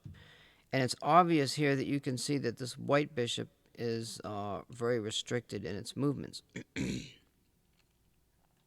On the right-hand side of the board, you see a particular pawn formation. This pawn formation will stop any advancement of pawns on that side of the board. On the queen side of the board, white has an advantage where he can push this pawn and create a weakness. I don't know exactly what, all of that's about. That's into more what's over my head. Hey, what time is it? So you got that. Now, I don't know whose actually turn it is to move. It's white's turn to move. Well, let's just go here. Alright, so let's say it's white's turn to move. White wants to open up his white bishop, He could probably play this move in advance. And then now black's got to do something.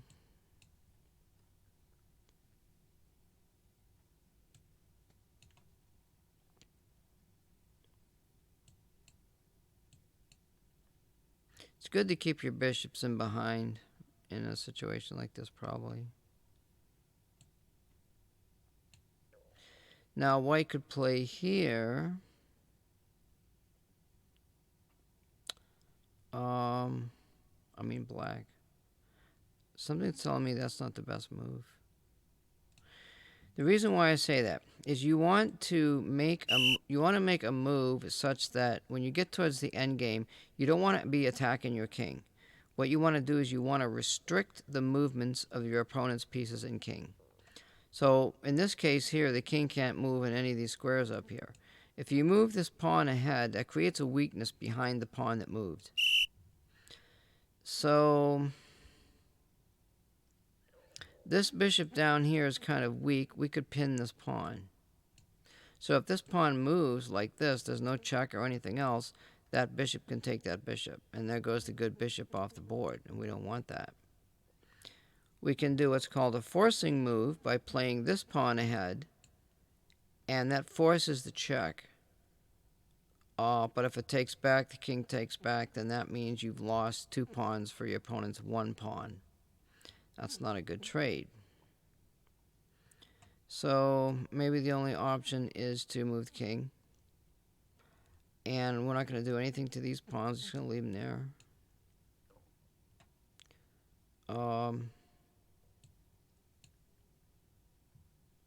Let's say that black tries to advance here. So in this situation where black is attacking, you don't do anything with your white pawns. You don't do anything. Just let him ride, baby. Let him ride. So no matter what happens here, both of these pawns are blocked, and nothing can get attacked. Except for the fact that, well, I guess he could go here. Now it looks like we're going to lose a pawn here, doesn't it? So let's go here. Let's take that pawn. Now I guess we're going to get a pawn here, aren't we? Now you can see these pawns haven't moved up, so now this bishop can't play here. So white is in a good position. This pawn's protected. Oh, it's black to move. Maybe black plays here.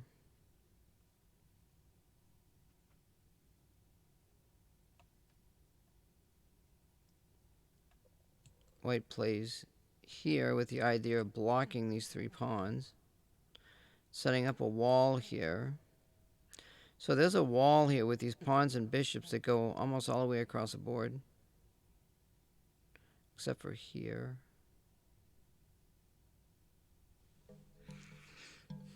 So how's black gonna proceed here? I mean white. White could go here. Let's see if white trades, takes,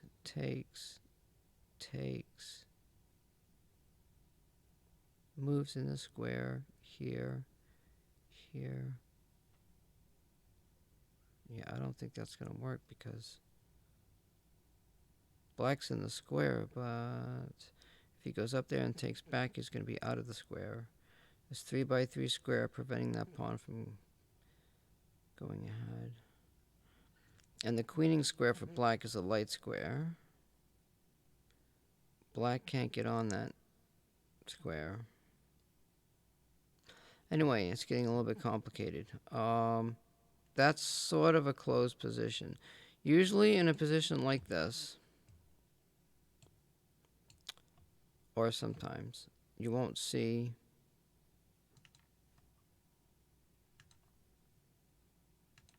a bishop's on the board. You'll see a knight.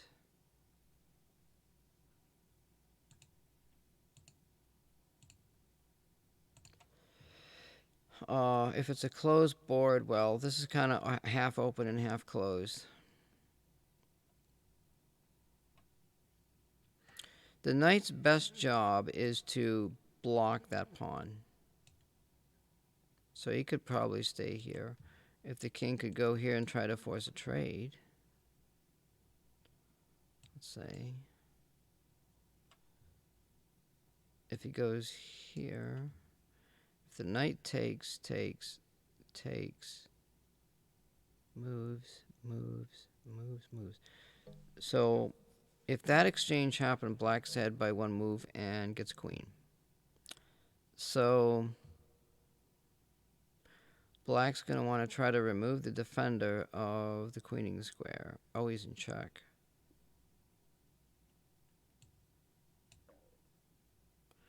That's not going to work. If he takes, he's already in the square. He's going to nab that pawn.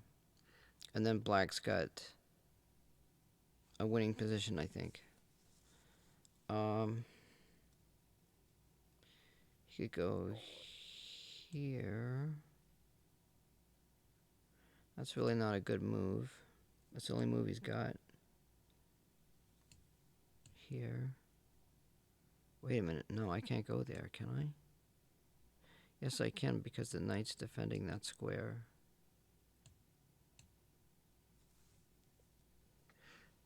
So now in this case here, I'd go here. I'll say wait.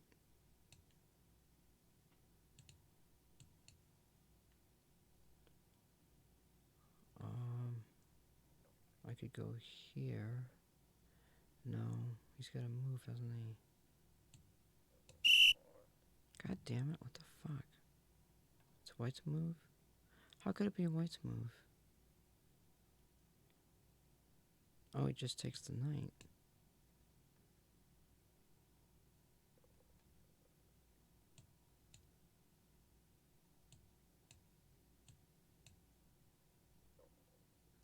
Now white can actually defend that pawn. Oh, wait a minute. Hold the fort. So now we got another problem. If white defends this pawn, black goes here, white here, black gets the queen.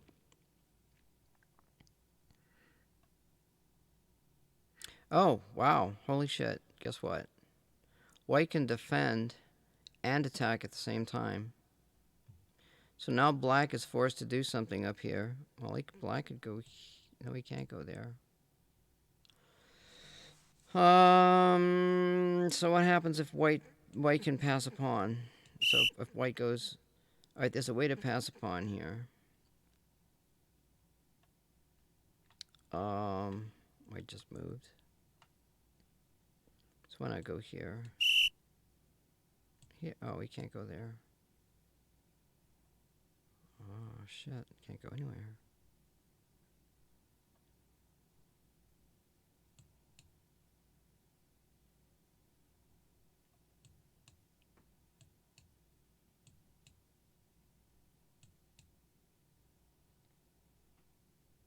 How do I block that square? Here. Okay, see what I'm doing? Is I'm making a wall in front of this king.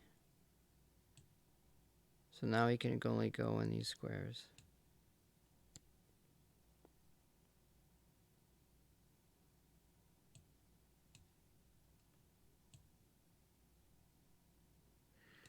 So the king is going to have a problem here.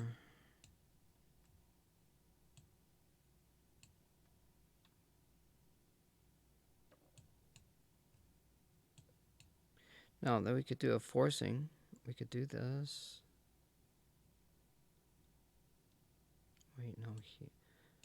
Wait, no, here is a forcing.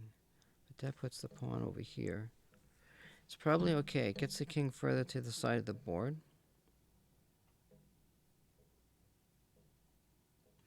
If I go here, okay, then this pawn can move up and try to block and use the same tactic that I'm doing over here.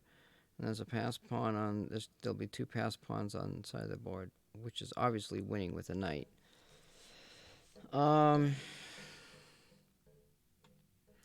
What is black's? Now white can also, in a closed position like this, white could just sit here all day long and just move his knight, bing, like he could go bada bing, bada bing, bada boom, and start attacking these pawns with his knight. That's one strategy. That's a tactic. The strategy is to get rid of the pawns or to try to pass a pawn to make a queen. That's the strategy. The tactic or tactics is how you make that strategy happen. White's obvious plan is to move this pawn and get a queen, or move one of these two pawns up there and get a queen. If he protects everything, he can pretty much have a good luck to do it. Or the other thing is to make this wall. Okay, so right now, like if the king were to move, he could go here. He just moved, so probably just advance a pawn, I would think. I don't like advancing pawns. I like to get my king up there. Let's move the king here.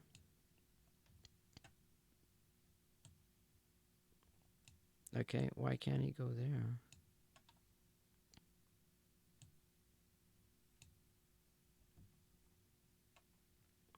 He could probably attack here.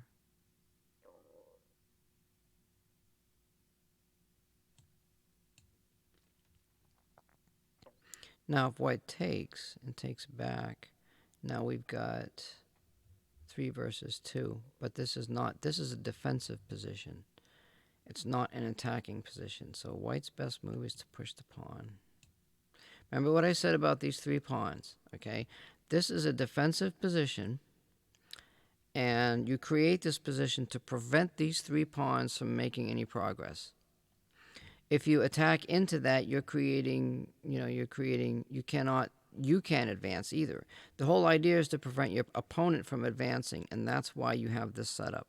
This is my tactic. I've never seen anybody use this in games before.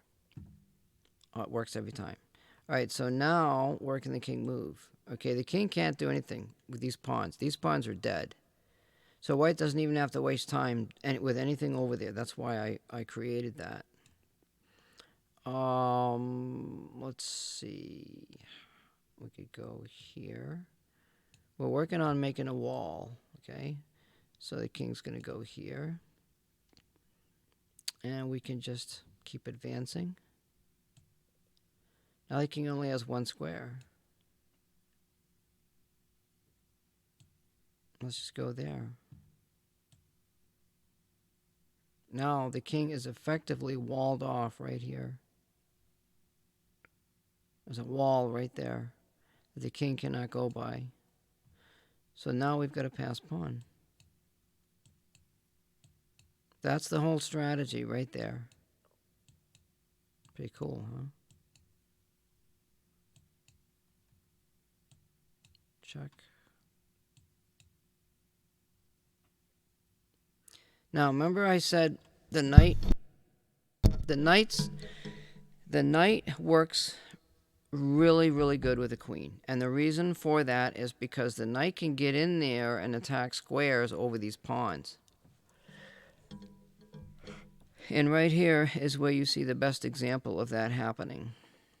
I'm just going to check that. I'll let you watch that for a minute. I'm just going to check something here.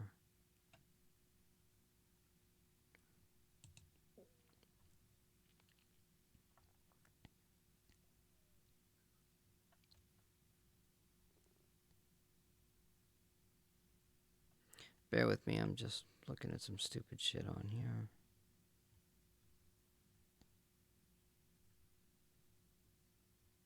I miss some of my music streamers.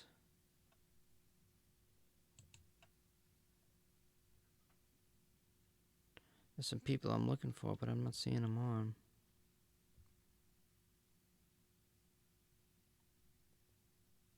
Why do I have...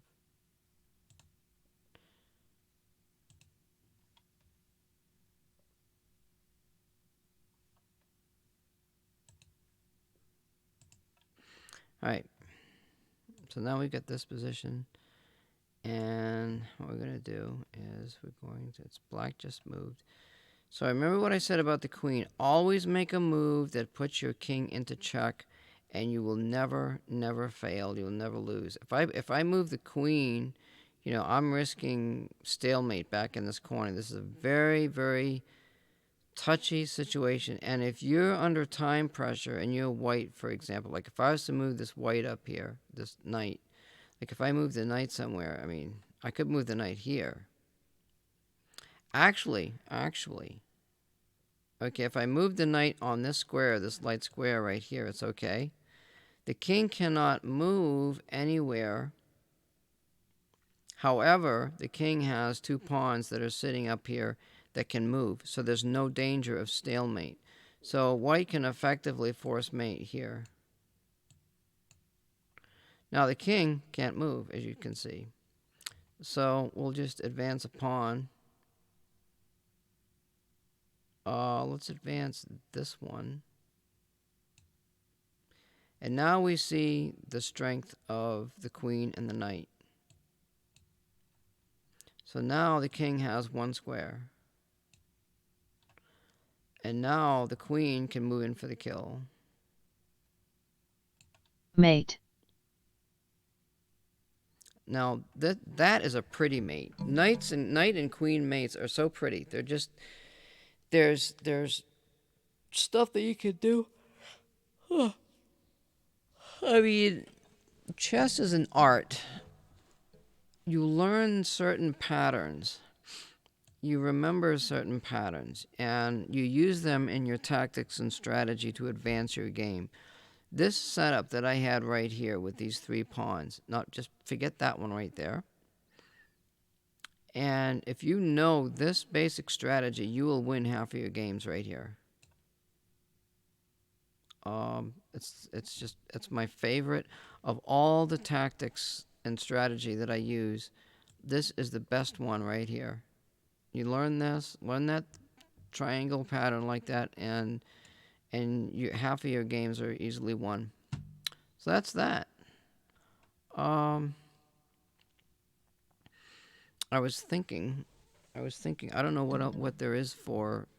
I was looking for someone to play chess with, but I don't see.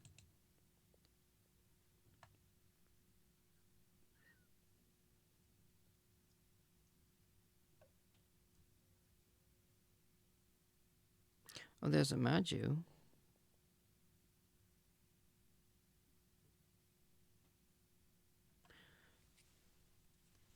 I've been watching him. He's rated like 16 or something.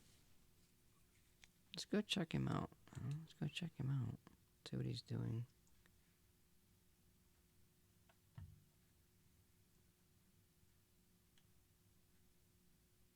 So he talks a lot in his games and stuff. Oh, he lost some rating. He went down a little. So I've been keeping an eye on him. He tries to analyze.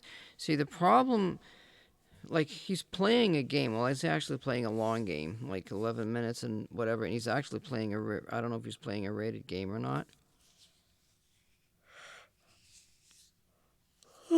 So there are people in chat that are mentioning moves. So theoretically, he should not be playing a rated game. Whether he is or not, I don't know. Please avoid suggesting moves at any time. You can ask questions about why a move is good or bad only once the move is no longer available.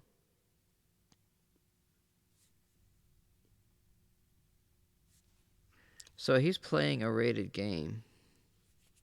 And he's playing like, I don't know, he's playing a 15-minute game or something. We could actually watch his game and watch his strategy and tactics. And let's see if we can do that. We're gonna eavesdrop on his game. Is that let me see if I can adjust this. I'm gonna take off. Let's see. Let's just take this off here.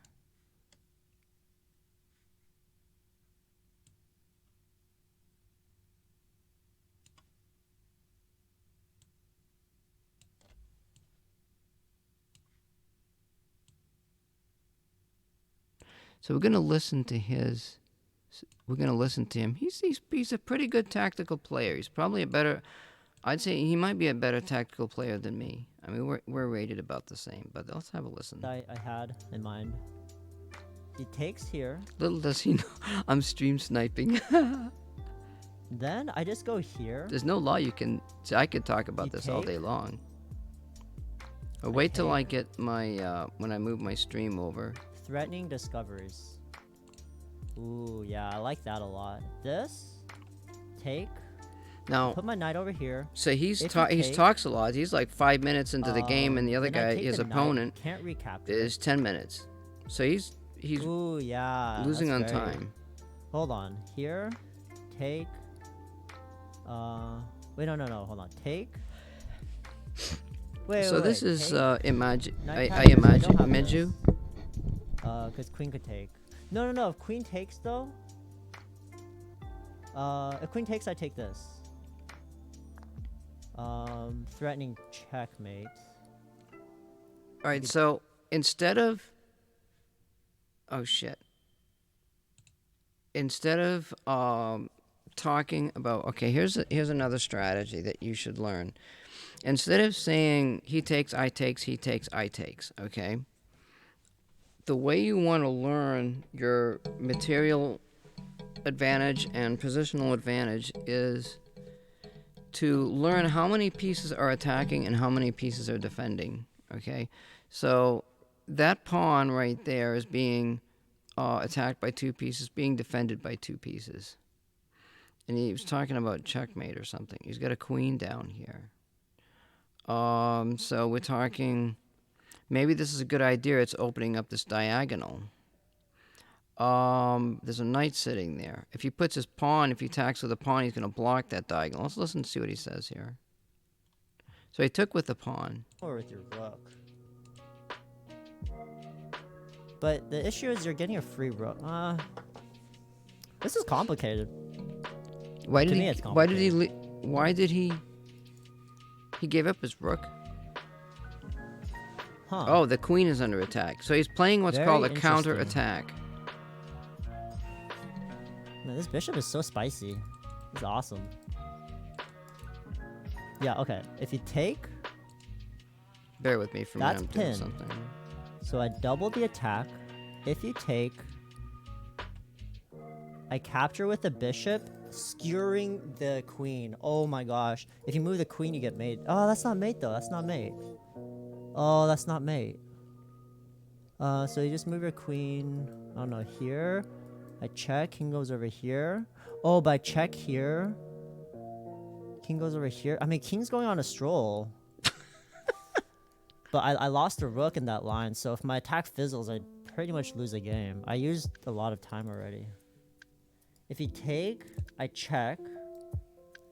You have to block here. I take with check, king comes out.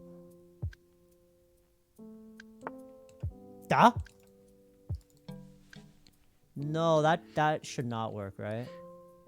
That loses that, because now I just check and whatever oh no, it doesn't. Wait, hold on. Check. If you go here, I take, knight takes. Or here, knight blocks, I take, that takes. If you trades queens, you got 2 rooks and 3 pieces. 2 rooks and 3 pieces. White has. Oh man, I think this check is just very spicy though. Now he could It's block hard- with it's the hard to knight. tell. He could block with the knight. It's very difficult to tell. Then he could what to attack do the here. knight afterwards. He could block with the knight back where the rook is. The issue is the knight block is really, really good. I take, the rook could take. There's nothing wrong with a knight block. Yeah, that's the issue. He's under Don't want to time. move my queen. He's under serious time pressure. When you're under time pressure, you gotta trade down. You gotta trade down like yesterday.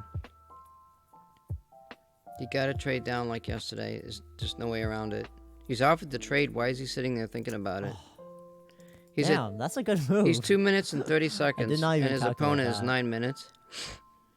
This doesn't work because the knight is so annoying here. He needs to Okay, trade I think queens. you have 2 minutes. Play check and trade queens. If you just take.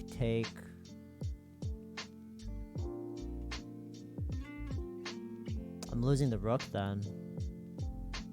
I mean, at least this idea actually does something, right? He's down to 2 minutes. When you're in time pressure, you gotta trade pieces down. Freaking knight. Your queen is loose. 1 minute and 50 man, that seconds. sucks. I don't see anything. I mean, what's my best bet? Is it just trading or is it actually this? Why is he asking people in Oh, chat he could block with the playing a other knight, rated too. game? Okay, I'm gonna go for this. The other lines just didn't seem as potent. Looks like I might just sack my knight here in the end of this. I don't know.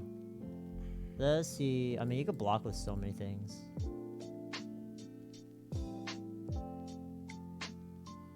No, if you blocks, Yeah, block with that knight. That makes sense.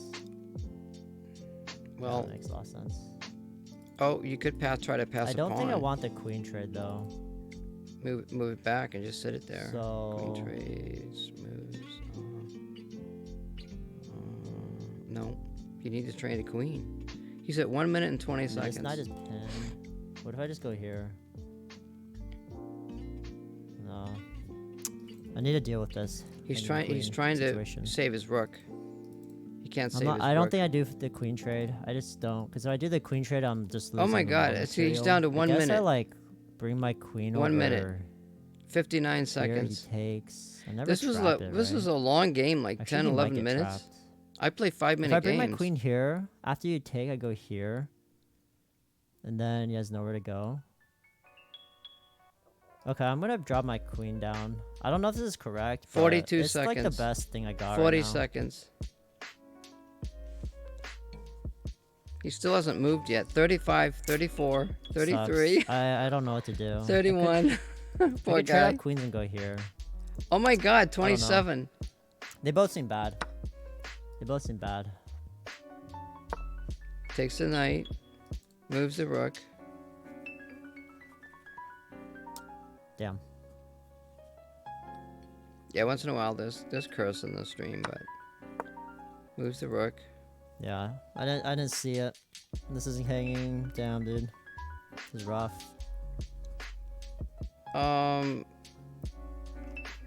Yeah, he lost. He's down a knight now, and his opponent's got 8 minutes. He has 50 seconds. I'd go for that pawn I out want to put there. my bishop back. I'd go for that dark pawn. The pawn. Well, he's protected. He can't. Well, so actually, you know what? so you can't trade pieces. When you're down a piece, you can't trade pieces. Because I did snipe a lot of pawns from my attack. So Little does he Might know actually I'm not be the worst sniping his thing stream.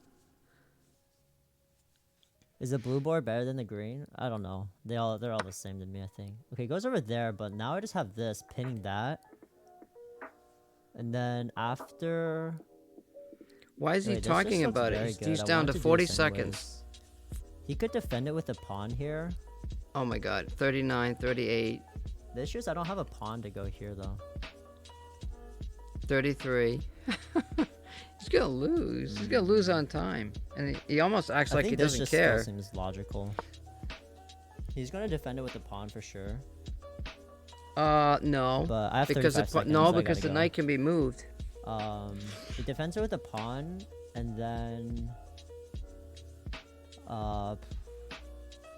Attack with the Go pawn. here. Just move the pawns up. Oh, we lost the stream. I don't know why. God darn it all. This happens all the time in fucking Twitch. Pisses me off. It's probably an ad.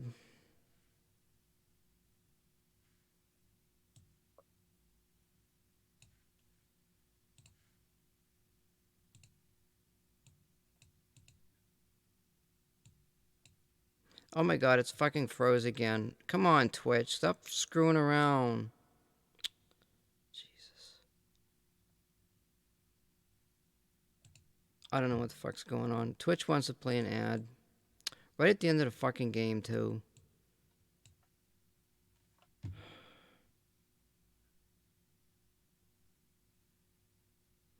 Yeah, Twitch is trying to play an ad, you watch.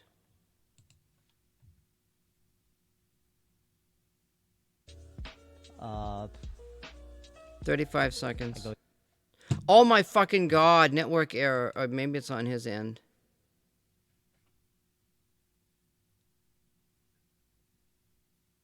Or maybe it's Twitch acting up again.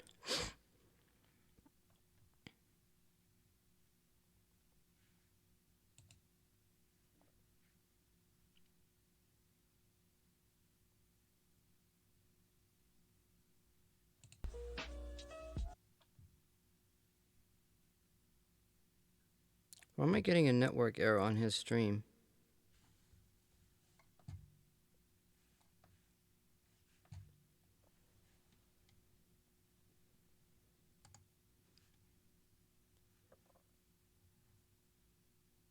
Where's Imaji?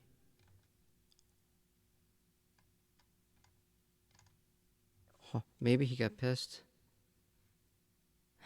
Maybe. I rage like that. I rage. Wait, what's going on here? Might be a Streamlab thing.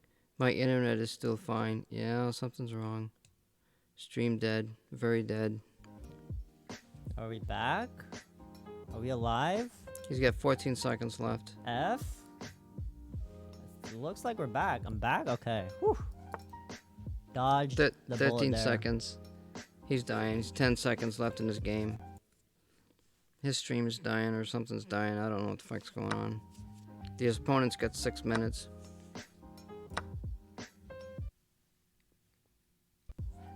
Okay, we actually are up material now. How did you get up in Froze material? again? He's got 2 bricks and... I don't know how he got up in material. I don't know what's happening.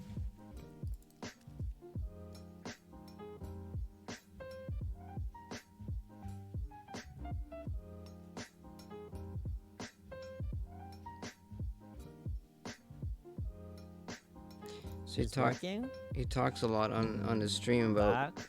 his It looks thinking. like my bit rate I mean, is really low. it's I think good. it might be I mean, you know, it's nice that he talks about Streamlabs like thing. the 'Cause my strategy when he's internet's totally talking and fine. stuff about games. Yeah, my internet's totally fine here. But my bitrate is definitely really low. And obviously I'm still playing chess, so. Okay, so we actually tricked him and we won material. And let's see, I didn't see He's the probably gonna snipe this the pawn moves. over here. Then I maybe go here. He goes over here. What's it mean, snipe the pawn? What's that mean? He goes over there. Now I think I just defend here. Yeah, I'm gonna go over here. He might try to be annoying and go here. That's a pretty strong knight he's got there. But I'm up material. That's actually really good. I put a rook on the 7th I'm up rank by for one. white immediately. Rook on the 7th rank. White should play rook to d7. You want to Okay. create weaknesses in your I have some, opponent's I have some defense. I have some ideas here. Ooh, that's pretty aggressive. What if I just go here now? Comes down and he goes here. I want to get my rooks activated. How would you do that? How do I do that? You could bring the rook back. I think I'm gonna double my rooks. That's not a good move. Just seems like the thing That to can't do. be a good move when he's got 19 seconds left. So that way, if he ever moves this becomes a monster. Actually, I don't really like this. I think I need to give my king some lift. Because now this might be annoying. hitting this dude here. I think I need to get my king in the game. Yeah, I might swivel my king over here actually. Okay, looks like the bitrate is back to normal. Oh, He wants he's to go for a trading. He wants to trade. I don't trade. think I Oh get yeah, it. sure, He sure. wants to go over Well, no, here, it's which would even be in annoying. material. It's an open game. Okay, actually, trading is probably gonna simplify my life. Yeah, it's 17 seconds. Because now I actually just go here, right? I'd attack that knight. Go here and then here. He can defend the knight. Oh, I could bring the king up. Maybe eventually I put my bishop over here, actually. Bishop over here seems really annoying for him. But I'm going to put my rook over here, try to wreak havoc on the 7th, and just cut the king off from ever coming into the game. He goes over there defending. Actually, it's a good move. I think I still want to get my king in the game. 13 seconds. 10 seconds left. 9, 8. Let's get my king into the game. Oh, he's got time added to his clock. It's now 18. It's 10 seconds added to the clock. I don't like them kind of games. Okay. Now he's King got is in the 26 seconds. Oh, wait, did I just fork myself? No, he can never go there. Woo! Thought I forked myself. Oh, I should probably think about that beforehand. Now what he's actually done is put his pawns now on we could bad go squares. here. Maybe Yeah, I did the F8, question F5 here. is a I good wanna move. make my bishop come alive. He wants to go here. That makes a lot of sense. Here he checks me. I think here he checks. I just go down here. No, because then you lose a He pawn. really wants to go here, but now I just go here and dominate this. Make it so the king can never come over here. And if you go back, I snipe this guy over here. Actually, I might do this anyways. Additionally, I could have sacked, or not sacked, I could have traded my bishop for this. Give him an isolated pawn. Actually? Black's got a better game. Oh, no, I mean, no, he would yeah, capture Black's got a the- better game. He goes for the check, but now I get to... Oh, he's hitting this pawn. That doesn't matter. That outside pawn's nothing. That knight on the edge of the board Okay, is nothing. fix that. White's got a... I mean, Black's Yeah, got a always take better that game. there. But Black's only got 22 seconds. So, does it make sense for me to go here? There's no way he defends that, right? I guess he goes here. Yeah, he could defend it. Oh, yeah. no, but if he defends that way, I have a fork. Oh, yeah. A okay. fork? How's the fork? So you can't go there he because takes the knight that. Sure, I protects don't that care. square. I'll go here, and you have no way defending that.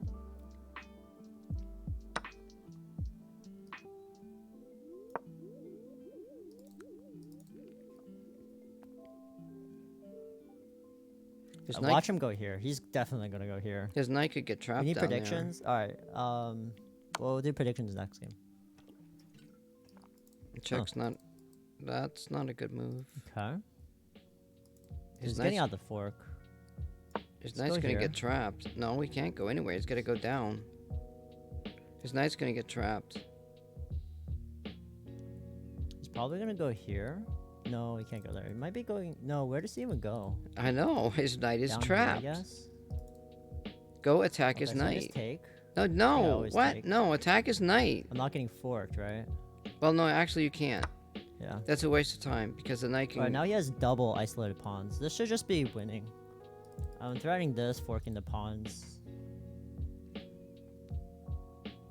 As long as I don't get, like, omega forked, I should be totally fine here.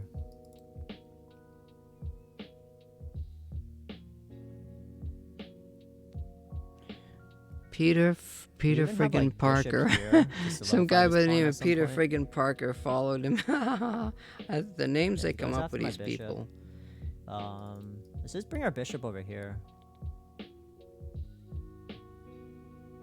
Yeah, and this bishop actually dominates this knight. The knight can never go anywhere here. Actually, that knight is looking like a pawn right now. Yeah, Actually, that's it's right. even worse than a pawn. It can't become a queen. You could go down there. Oh, he's Alright, he goes over there, threatening what? I don't even know what that's threatening. He wants this. he's trying to So if I go protect his here, maybe he knight. has this? That doesn't do anything. He knows can't his check knight's in me. trouble, so he's I'm just trying to gonna go protect here. it. I don't see what he can do after this. Yeah. He can bring the knight out. That's his only option. He's got to bring the knight out and over. And What's after I pick off the pawns, I'm just gonna promote yeah. whatever passed pawn I have. He's going to move the knight to d6 with, well, if he takes that pawn, he can't go to that square. I just have to But he can go- pretty much utilize the increment. He goes yeah, over there. There goes the knight. Threatening this, I guess. No, he's not. That's not we his could take plan. this though, and then it's not threatening anything. Does he have a fork if you do that? I don't think he does. Yeah, take that No, pawn. I don't think he does. Now he's protecting, and the rook is protecting the attack So we'll squares promote from the this knight. one probably. We'll see what happens. It's a good game. They're rated like these are like 1400. But if he didn't have any time added If to he his checked me clock, he here, would have I'd lost probably just on go close to the time. knight, since the rook is cutting me off anyways.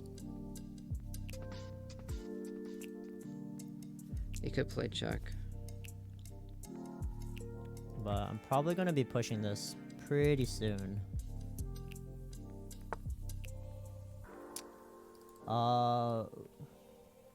If I take this, what's the downside of that? I'd say it's probably a pretty good I don't see the move. downside of that. I'm just gonna take this here. He's got 4 pawns coming down that road. He can trade. Yeah, and I have 4 Definitely connected trade. pass pawns. There's, even if I mess up, actually this bishop again is just completely blocking. Okay, knight so he from can ever bring coming into the rook to d7. He should have done it a game. long I'm gonna time just ago. push this pawn. Wait, which one do I do? Oh, I got a phone call. Fuck, from somebody. I want to push the one. Yeah, I want to push the pawn that my bishop could protect. Is there ever a world where I push this one? And actually, the king could never move into the game either. Man, this bishop is freaking.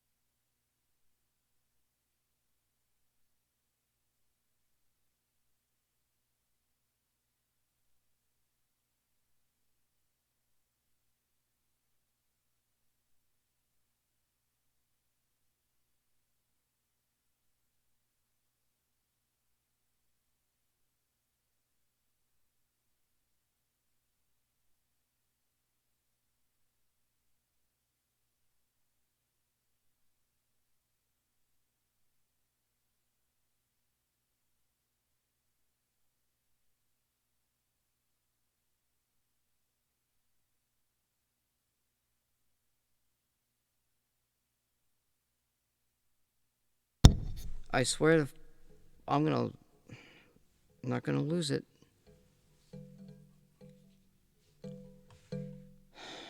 I mean, there's no sense really in watching the rest of this game because he's got. Oh, it's his opponent's down to 40 seconds. Let's just go here. Maybe it does make sense to watch. He might go over here, but I All he's just got to pushed do this is one. pass his pawns. Maybe he comes over here, but then I Did just try move the for a king. draw. It's a wonder that his opponent hasn't resigned yet. In fact, I don't even need to move the king, to be honest. I just push the pawns together. He's going there. Don't advance that pawn. Let's go here first. You can and get behind We'll it. go, No. Wait, You don't do that. Yeah, let's push this one. I mean, you can I don't even know where that king is gonna go. block the Let's go pawn. here. Now the king can't really. Yeah, I don't even care if he. Do I care if you take that? Not really. Let's go here. Wait. Here, if he takes, I promote. Yeah, just go here and win the game. You don't Takes it. promote because he. Oh yeah, I can because the rook can. Go Oh back. wait, no, this is a mistake. Cause this is definitely a mistake. How is it a mistake? Cause he takes my rook. Let him take it. You're gonna get a queen. What the Oh hell? shoot. Wait. Make a I could just queen. go here. Oh my I god. just go here, right? He checks. A queen is worth more this than a just rook. simplifies the game, though. Oh, I have check here. I think I win back it with a fork. This is just simpler. I think this is easier. You could have you checked the take, king. I have check. Yeah, you could have checked the king with the rook. How do I fork them? I don't have a fork then immediately. he wouldn't have but lost I it. mean, the queen is just obviously. Wait, winning. when you're getting down to Yeah, this type of position in the There's game, probably easier. Oh, it's- wow. I it's just made better it easier. to- Okay. Let's just go here then. have the least amount of power on the board, because that way it's not so confusing. Okay. You know, he's just gonna keep putting him in check. Put him in check with a pawn. And then if he checks here, I think I just sack the queen. It just makes the game so much easier. Yeah. Oh my god, are you kidding me? He's gonna sack the queen. He's not And gonna then take the just promote queen. one of these pawns. Pokemon redeeming 2 truths and a lie. Let's just put our rook here so that way the Two king truths can never and a lie. What's that come into the supposed to game mean? here. And we'll just promote this. Oh my god, drop it why down is he here. trying to promote the pawn Yeah, when he and can this put is him? blockading You the don't. king from You ever don't. coming If you got a to rook and a king promote on these the guys. board, And the king can never kick my thing off, so he's just gonna shuffle back and forth. I'm gonna make a new queen and win the game. yeah, but that's Have not you ever pretty. had any practice with That's king and not rook pretty. mates? Any- Yeah, but I'm not like that. Good. Anywho, I don't do that. I mean, like in my situation, I guess what I would do is I would mate with the king and the rook. I wouldn't bother promoting because it's too many pieces on the board. It was kind of interesting to watch like somebody else do a tactical thing, you know. Or not a tactical thing. I mean, talk about tactics in their game and stuff. I was actually waiting for a message to play somebody. But they're not coming onto the game, and I really don't feel like playing. I could stream. Wait a minute, where's play game? Why doesn't anything work on this damn thing? Fuck premium, get that fucking message off of here. There's puzzles. I haven't done puzzles for a while. Live chess. We could do a puzzle rush thing, couldn't we? I don't like to do puzzles. I think it's a waste of time. It would be informative, though. To talk about... well, we didn't go over pins, did we? Shit. We're supposed to go over pins. Where's the game? I have to go over the basic stuff because we're still in basic mode. Let's see, position. Clear board. So we're gonna have, let's see, let's have a white king, black king. Black knight, white bishop, white rook, black bishop, and a skewer. What is a skewer? I can't remember. Let's take another knight, put it here. All right, so we got this position. Whose position is to move? All right, it's white's position. So white doesn't want to move the king. All right, in this position here, we have two pieces pinned. The bishop is pinned by the white rook. The knight is pinned by the dark bishop. We have a skewer involving this bishop all the way down this diagonal to this knight down here in the corner.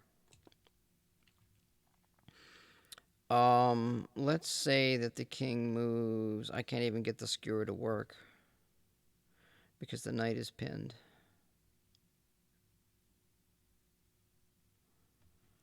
How the hell do I do it?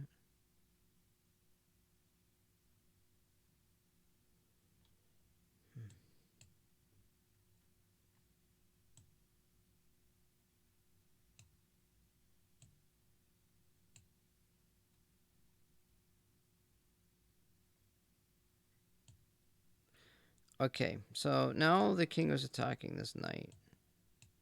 Now we have a check here. This is called a fork, where you've got the king is being attacked by the knight, and the knight is attacking the bishop at the same time. This is called a knight fork. Okay, so I'll move here.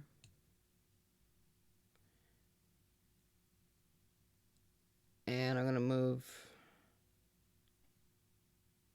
Let's just go back here, check. Here. Here. Fucking hell. Here. Here. I'm not taking the knight for a reason because I want to move the king back. Wait, let me go here. Let's go here. All right, so now we're going to do what's called a skewer. Forget that this dark knight down here is being attacked. So I'm going to bring this bishop down here. Oh my fucking god. What the hell just happened here?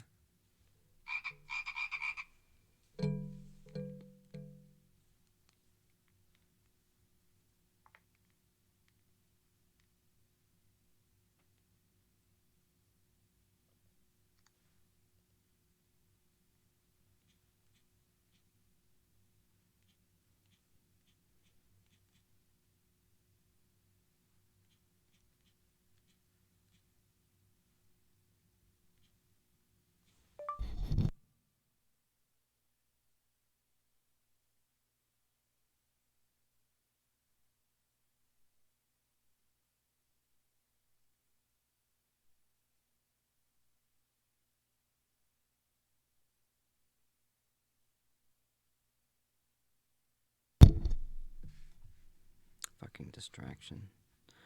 All right. Oh my god, my god. All right, so I got myself in fucking zugzwang. Well, not really. In other words, I can't make a move without losing something.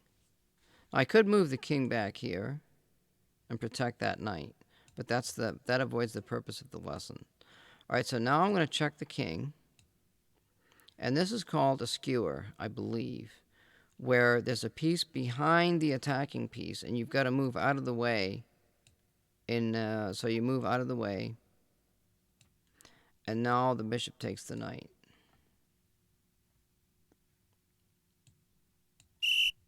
So that's called a skewer. Why can't he go there? Oh, the bishop. Well, now the bishop's pinned, so the guy can just take the rook. I mean, the rook can take the bishop. Let's see. Let's set up a new position here. Let's bring, let's see, the king, queen, rook, the rook we want here. The white king we'll put here. White knight we'll put here.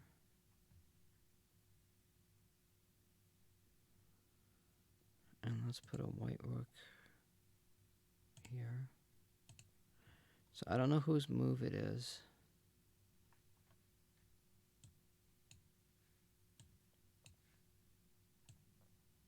Okay, it's black to move, so we're going to move black here. Now, this is another example of a knight fork. However, let's see if you can find it. White to move and create a knight fork.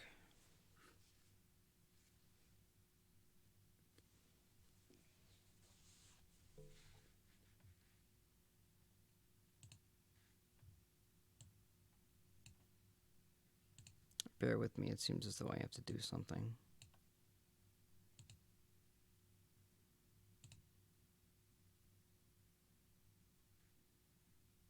Is he still playing that guy?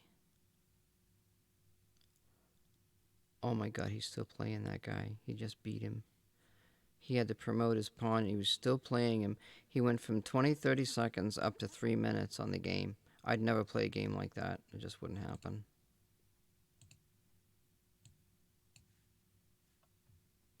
Anyway, get back to the board here. So the move is knight to e4, check. So this is called a royal fork, where the knight is attacking the king, queen, and a rook. Somebody said, like if it was attacking a bishop, rook, and a knight, a king, it'd be a royal fork. I don't believe that's the case, because a royal fork is you're attacking royalty. Royalty is king and queen, and the next highest piece is a rook. So when you're attacking 3 pieces, it's a royal fork. Now you can also do what is an example of another fork using?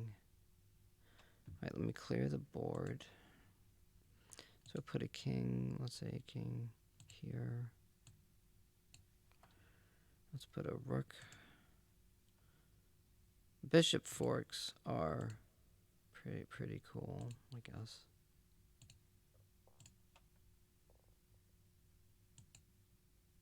What am I missing?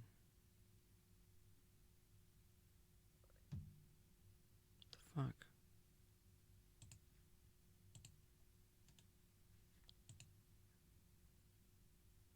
Huh. King. King. Rook. Maybe you have to put the kings. Oh, I see why, because it was in check. How the fuck am I going to get over there to do it?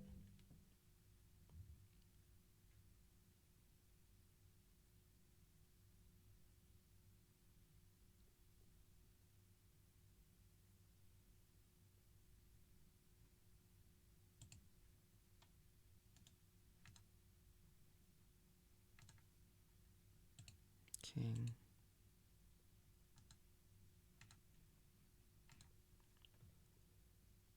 If I move... Wait a minute, there's something wrong here. Bishop. I can't make the move. I have to put the bishop on the square attacking the rook.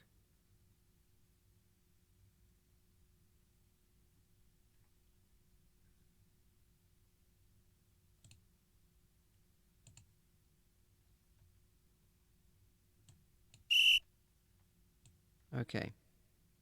Here's an example of a fork using the bishop.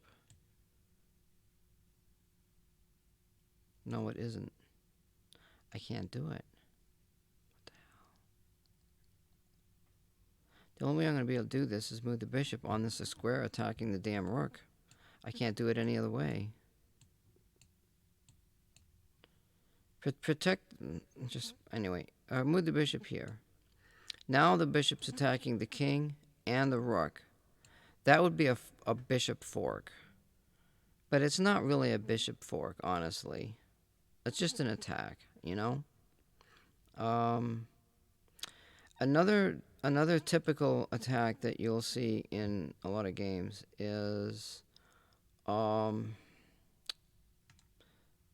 let's see if I can move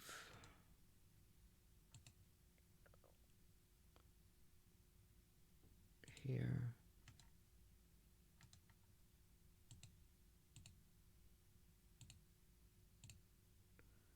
And a rook here.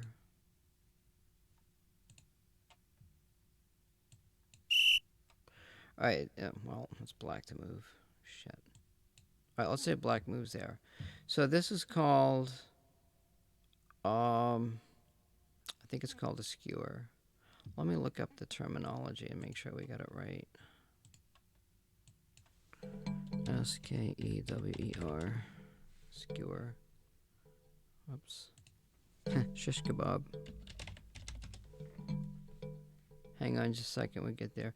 A skewer is an attack upon two pieces in a line and is similar to a pin. A skewer is sometimes described as a reverse pin. The difference is that in a skewer, the more valuable piece is the one under attack. What are skewers and checks? An X-ray attack. Well, yeah, I think I'm right. So now the rook plays here. And the king has to move. And rook captures rook.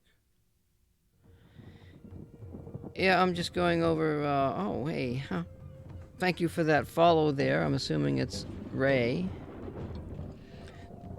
Do appreciate the follows. I'm sort of almost just done. I've been streaming for like almost 3 hours, going over basics, like pins. Actually, I didn't do a discovered attack yet. A discovered check or a discovered attack. That would be a good one to set up. Let's see. Let's see how we can do this here.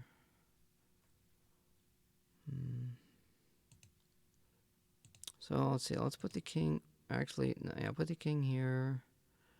I'll put the queen. Let's see. Actually, no. Let's put a knight here. Bishop here. King over here. That should work. Alright, so let's figure out whose move it is first here. We'll just do that. Wait, okay. So now, in this position here, we're going to do what's called a discovered check on the king. So the bishop is in line with the king on this diagonal. And what's going to happen is this knight is going to move. And actually, we can do what's called a discovered and a double check at the same time. I just happened to have set that up to show that. So we're going to move the knight, and in a double check, what that means is you have to move the king. Your opponent has to move the king. So that's a tactic and sort of a strategy to remember, depending on if you want to get the king to move to a certain square. So by moving the knight out of the way, you've created a discovered check, and you're also checking with the king, and that's a double check. That's that terminology. If you got any questions there, or if you want to, maybe I could set up a certain position or anything like that, feel free to ask. Actually, there is, I'm sort of at the point where we could go to the beginning. I'm going to show you something that's called in passing. So when pawns move, I didn't even get to, I've gone over all the pieces. I haven't gone over the beginning of the pawn moves. So in pawn moves, the first move, you can either do 1 square or 2 squares ahead. So what we'll do is we'll just play some crazy moves here. We're going to move this pawn up to the 5th rank. And let's say, for example, black plays pawn to king 4, or that's e5, like this move. So white has one opportunity. Oh, cool. Yeah, I'm doing all right. Appreciate the follow. I don't know. I don't think my stream, the picture showed up. Oh, you know why? Because maybe my window capture is on top. Yeah, that's why it didn't show up. Sorry about that, but do appreciate the follow. So white only has one chance right after the move. He can go in behind the pawn and pass the pawn. That's called capturing en passant or in passing. Um, then the other way of attacking a pawn would be if the pawn would have moved one square. Pawns attack diagonally. Um, let's see what else is there. I've gone over a basic defense. We could show you a couple of trick mates. So yeah, pawns can attack. Pawns can start at moving either one square or two squares. Once they've moved two squares, they can only move one square ahead. Let's see. Let's try. I'll just move a pawn here. Interesting. Are there other special moves? You know, it's it's funny that you asked, and yes, there is. I totally. Well, actually, I haven't gotten into the openings, but in the opening of the game, one of the most important things is to get your king into safety, and in order to do that, one of those special moves is called castling. So I can show you that. Let's see. We'll just move these pieces out of the way, like so. So now the king and the rook on both sides of the board have open squares. Nothing is attacking those squares. So the king can go on either side, two squares over, well, not that one, on either side of the board and castle. That's called a kingside castle. So let's say if white wanted a castle on the queen side, we could do something like that, and just some stupid move like that. Maybe that move, and that move, and maybe that move. None of these moves by black are very good. I'm just throwing moves out there. So now white can castle on either side of the board. And the way it happens is it's two squares on either side. That's a queenside castle. And that's a kingside castle. That would be considered a special move because you're moving two pieces. As far as special moves for the pawns, I think that the capturing in passing is one of them, and then the other one is where the pawn goes to the end of the board and is exchanged for either a queen, or other pieces. And what happens if the king is being attacked? Can he castle? If the king is under attack, let's say, let's move this knight here. Let's move that pawn there. Let's move this queen here. And let's move this bishop here. So now the bishop is checking the king. So if I try to move the king out of check, I can't do it. So if the king is in check, you are not allowed to castle. If any one of the squares on either side of the king is being attacked, you also cannot castle into that square, or you cannot castle over that square. Let's go ahead and make a couple of dumb moves here, and I will show you that. So let's say this bishop comes down here. Now the light squared bishop is attacking f1 on that square there. So if white tries to castle over that square, it's not allowed because that square is being attacked. Now, if a square where the rook is being attacked, like on the queen side, you could have this light bishop could attack this way. And let's see, the king can still castle on the queen side. I'll show you that. Let's see. Let's just play a little bit correctly. Let's do this, and then do this. So now if the king wants to castle on the queen side, he can still castle on the queen side even though there's a square that's being attacked in between the king and the rook. And the reason for that is because it's not attacking a square that the king has to cross over. So that castle works. Good question. It's kind of important to know because, you want to be able to prevent your king from being attacked in the early part of the game. And also, one of my favorite strategies is to actually keep the king in the middle of the board. And I don't know why my cable seems to be rattling up against that. It's a little annoying. Say, I don't know whose move it is here. I guess it's white's. Well, black made that move. Let's put this bishop back here. Let's play something like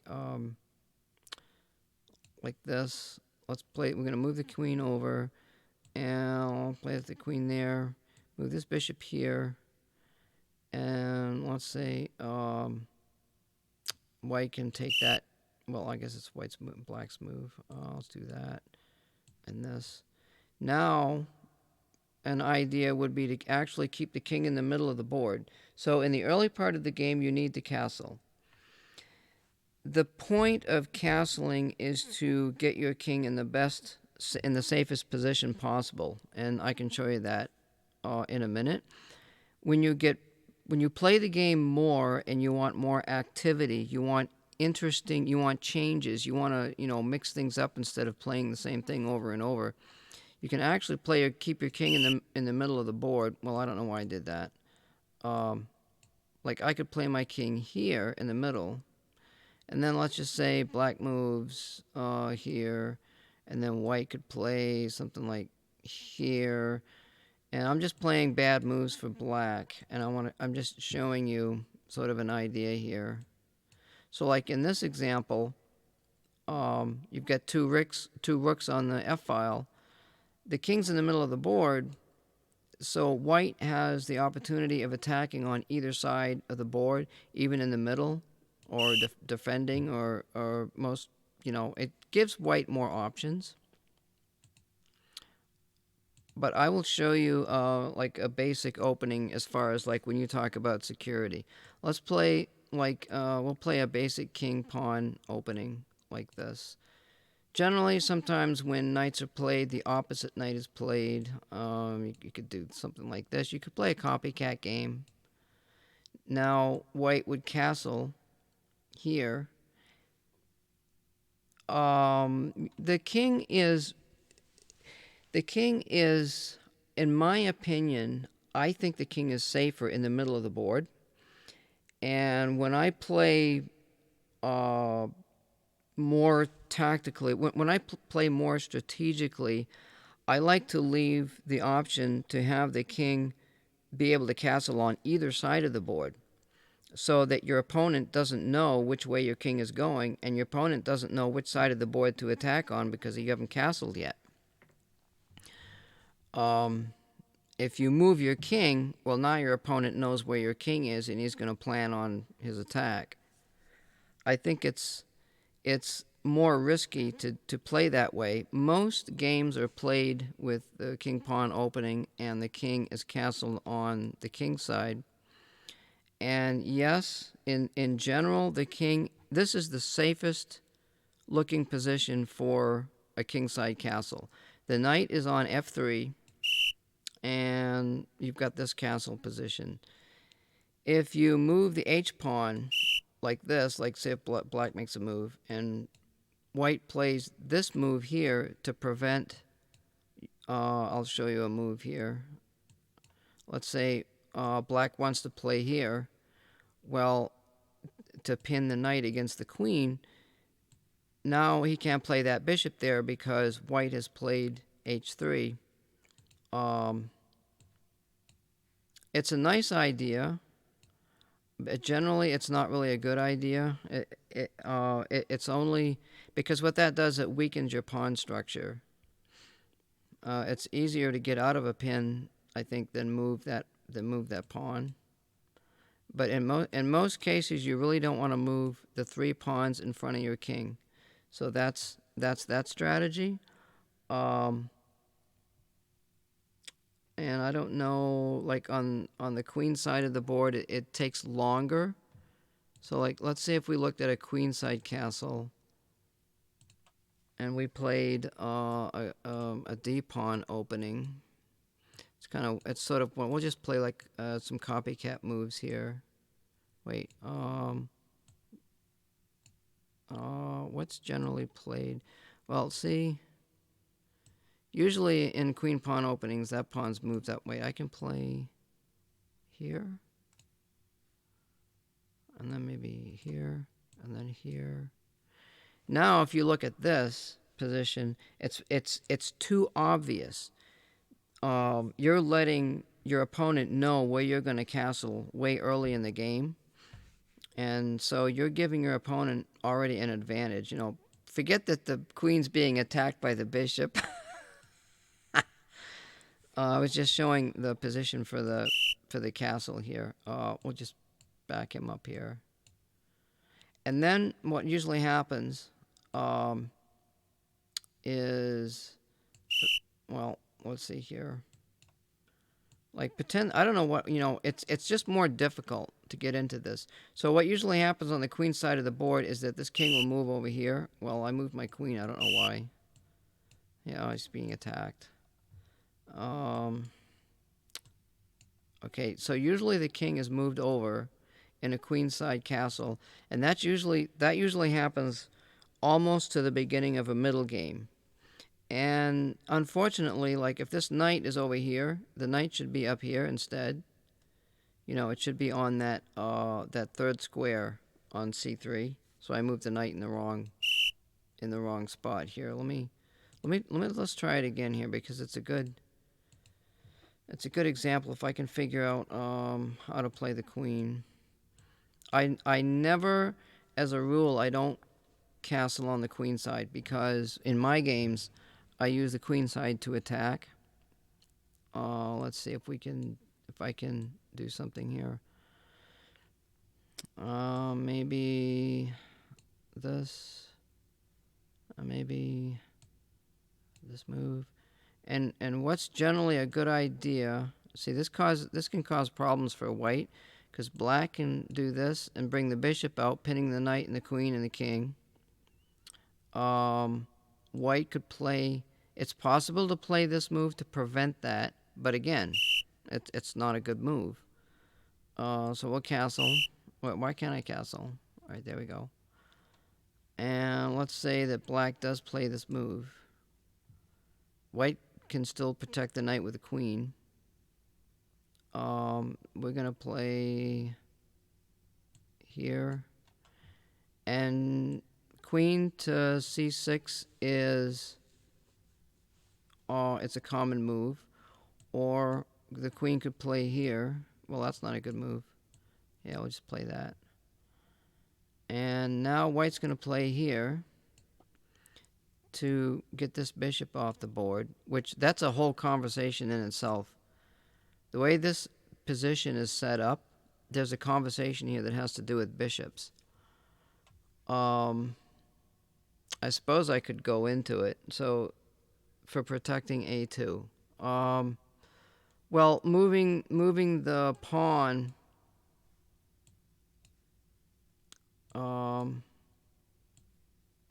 moving a wait a minute here.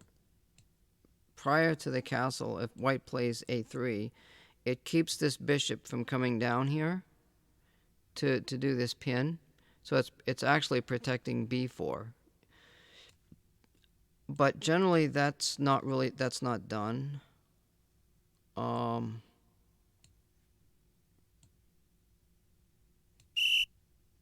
Castle here, because you can always kick the bishop back later.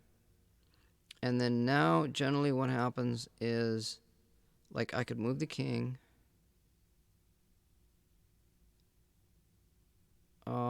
Yeah. like that. No, I mean move the move of the king is for protection of a2. Um, actually, actually no. The answer, that's a good question. The reason why the king moves is because the king is in the safest position behind the three pawns. So the pawns are actually protecting the king. And, well, yeah, I guess you could say that. You could say that. It's protecting the a2 pawn. But it's really more for the protection of the king. And now you can see the knights here. So now, whoops, Black knows that if he trades off that knight for the bishop, maybe he can weaken White's queen side. So let's say, for example, if I tried to do that, let's see, I could take it with, well, I mean, I could do that. I could take it with a queen, and then maybe just bring the queen out, doing Lord knows what, and then move this pawn. Then we got, let's say we got this, we got this. And I'm just playing some strange moves not out of the book or anything. And like in a position like this, okay, so black has what's considered a bad bishop. So white's actually trading a good bishop for a bad bishop. So that move is not really a good move. But we'll just do this kind of stuff here. And then after black trades, then we're gonna bring this knight over. And then maybe move this knight. Now, because I captured the bishop on that other square, the rook's moved up. Once the rook is moved, you can't castle. You can't move back and castle. Black could castle on the queen side. Actually, that's probably a good idea. Wait, and I'll explain the reason for that. Here. Let's move this knight instead. And then we'll move this queen over here. And then black castles on the queen side. And the reason for that is that if you castle on the same side of the board, it kind of evens up the game. So really good chess players will castle on the same side. Grandmaster chess players may not castle at all, or they'll castle on the opposite side of the board so that they can push the pawns away from their king, or where their king would normally be, and attack on that side of the board. But you'll see a lot of same side castling. And then now after that, I can move this knight over here. And white has a pretty much impenetrable defense. And if black tries to attack over here, it's going to be, I think it's going to be more trouble for black because black's knight is not in the right position. So that explains some castling. It's a little bit more in depth than what I wanted to talk about tonight because I just talked about basic moves. Well, a grandmaster, there's like different levels. There's a 2000 is I think 2200 and above is a master. 1400 is class D. 1600 is class C. 1800 is class B, I think, and 2000 is class A, and then anything over 2000 is master, and above. Better players than me, that's for sure. But yeah, that's the whole idea of castling as early. Most beginning players, like even I'm a fairly new player. I mean, I get a lot of hours in chess, but most of the time I'll castle on the king side. But I play a d pawn opening, and my openings look sort of like this. What? Okay, well, here, and then see, now I'm taking a lot longer. I could play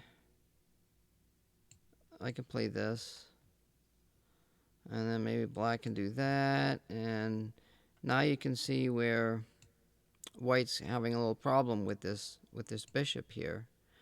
So it's almost like I have to play this pawn and get this bishop out of there if I want to castle. What am I supposed to do?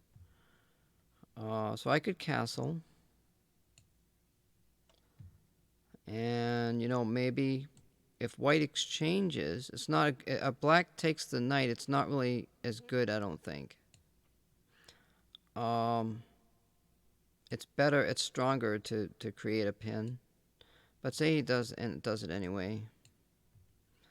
And black castles. And now white can play here, I guess. Now see, the knight's not in the right position over there. You don't want to move the pawn in front of the king. That's just really bad. Black could try this. So, I mean, it just looks like this this outside pawn really needs to be up there. But it just weakens that side of the board. I play it a lot. I'm guilty of doing that. Let's see. Castle. Let me just back this up here. Here. Castles. Here. Here. Here. Here. Here. So I could play. All right, is it white's move? Yeah, here. So if this happens, early, you can attempt to chase the bishop back with the pawns because you haven't castled yet. I mean, I haven't played regular games for so long that I don't remember a lot of it. I think sometimes this bishop goes here, and then this bishop comes out here. These bishops exchange. I don't play this anymore as white because this light bishop is actually white's good bishop. So you never exchange your good bishop off the board. That's a subject for another conversation. So we go here, here, here, and now we've got that position. So black's king is heavily defended. White's king is pretty much heavily defended, but you can castle earlier. You can castle as soon as possible if you play. You can castle sooner if you play king pawn openings. I guess because I play queen pawn openings. That's my open. So if I did this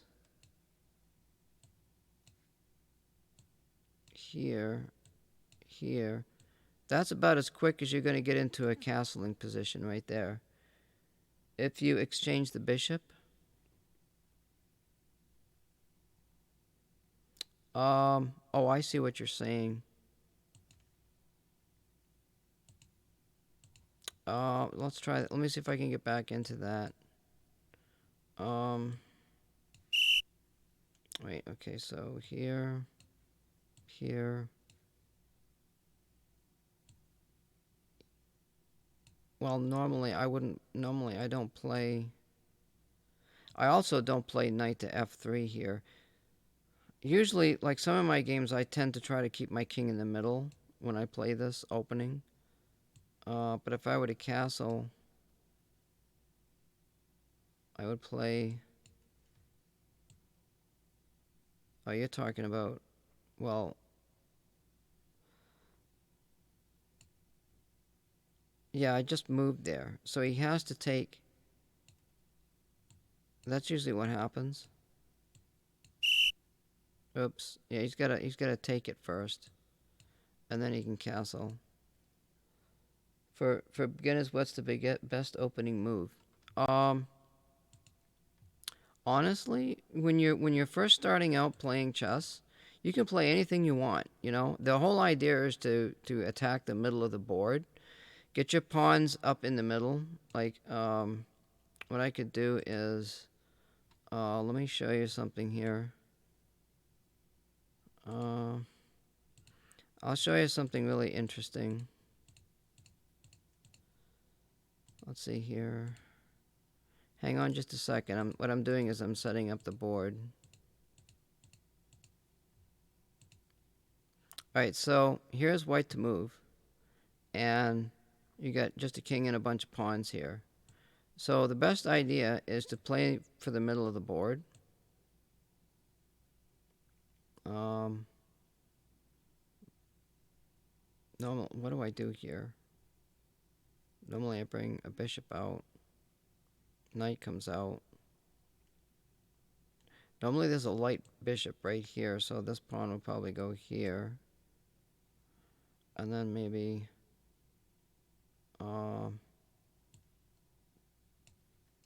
here, and then the king. At some point the king's going to castle or not. And then what happens is this move's played. This F pawn. C3 is it depends on how you open. Like right now, I'm showing you the F pawn advance in order to try to get control of sort of the center, I guess you could say. You know, something like that happens. Now you got this open file. And so whoever gets control of the open file first, like the rook, they have a better chance of winning the game in the end.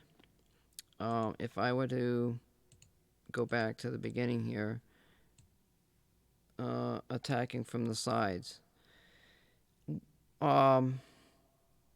Sort of. Yeah, there's a game called the Queen's Gambit. If I can remember, I mean, I don't know. I don't remember the basic openings. You know, maybe something like this, where if this pawn is taken, now black can advance both of these pawns like this, and black has control of like these 4 squares. So black has a really good advantage here. He's got like these bishops are attacking all these empty squares. He's attacking that pawn. You know, this is really good for black here. So black could come out and he could block that pawn and start protecting his pawn structure. This is sort of like the 4 knights game type of thing. So that's a very strong game for black, I guess, because he's got his pawns out there. But that's the idea, is you want to try to get control of the center of the board. Now, I mean, as far as new players, if I showed you a basic opening, like if I were to play a knight on one side of the board, generally knights on the other side of the board are played. And you can play like your bishops. You can play them on. You can play sort of like a copycat game. And then castle. And then you get a position like that. Now I found it on Google. D4, D5, C4. Yeah, that's the Queen's Gambit. I think. I'd have to look at it. These games that, you know, when you play your king pawn openings, you play your knights out, trade off some bishops, you know, you try to make an opening somewhere, and you know the knights are kind of blocking your preemptive strike squares, like this C2 pawn and F2 pawn, so they're kind of more set up for like maybe attacking towards the king's side or the queen's side or something like that.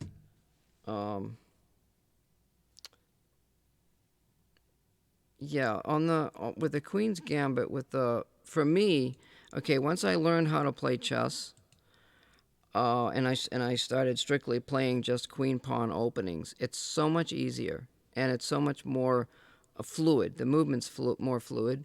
So let's see if it's this. Which is C4.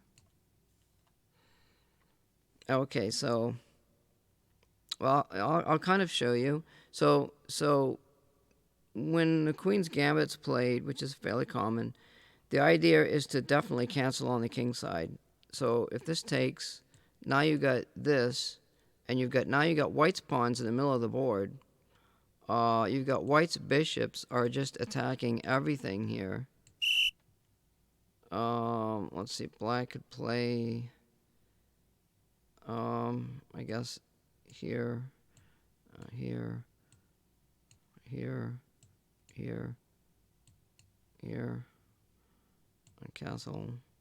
You see, black is really far behind in development here. White is way much stronger in the game. The center is beautiful. It's not one of my typical games. I don't play the Queen's Gambit because it's usually declined anyway. Let's see. Another idea for the Queen side is if I can wait. This move. If black plays more subtly, let's see, here. Now I could play this move, which is sort of like the Queen's Gambit. Well, to decline it, what that means is your opponent does not take that pawn. So I just played a variation of the Queen's Gambit decline, where so if black takes the pawn, that's called the Queen's Gambit accepted, and that has a whole bunch of lines. The Queen's Gambit declined and accepted lines are very good lines to learn. They're very easy to learn. They're not complicated. There's not a lot of you can play up to like 8 or 10 moves, and all of a sudden, you've got an open tactical game, and it's anything goes, and that's why it's so popular, I think. Alright, so let's see. So I'll show you kind of what, like, if black was to play here, and I go here, and he takes, I go here. Black goes here. I could go here.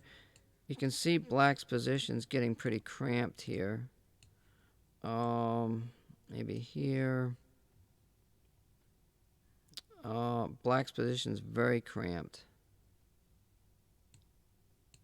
Here. Now, instead of castling, most of my games involve just outright attacking on the queen side of the board. Well, it's sort of more fluid and the reason for that is because there's another strategy, and it's called space. If you can create more space for your pieces, you have a much better chance of winning. So on my queen side of the board right here, I have tons and tons of space. I've got a lot of squares that are being attacked on the king side too, but that's not my goal. My goal is to put everything on the queen side of the board and prevent black from advancing his pawns. I could play something like castle, and then black's got a problem with his knight here. Maybe he wants to go here. I just let him go there, and then maybe if he takes, and then I take. So now look what we got here. We got a queen on an open file, and white already has a plan here. But, I mean, you could use it as a backup plan, really, I suppose. I don't even know what I'm doing for black. It looks pretty sad. So I could come over and attack the queen. But what if I just want to attack on the queen side of the board? I'm not playing good moves for black. I'm showing you the idea behind attacking on the queen side if black doesn't really kind of have a plan, or they're not sure what they're doing, or maybe black wants to attack on the king side of the board because that's, there's nothing over there except a knight. So that would be a good idea as a counterattack. Let me back up. Let's say black, well, I can't get onto that square. with my queen. Black could play. Wait, okay, so here. That's a little bit early. You know, black wants to. Black has an idea here. Let's say white's playing on the side of the board. White attacks the pawn chain, which is actually the middle of those 3 pawns. Now black wants to come over here, but he can't because that knight's in the way.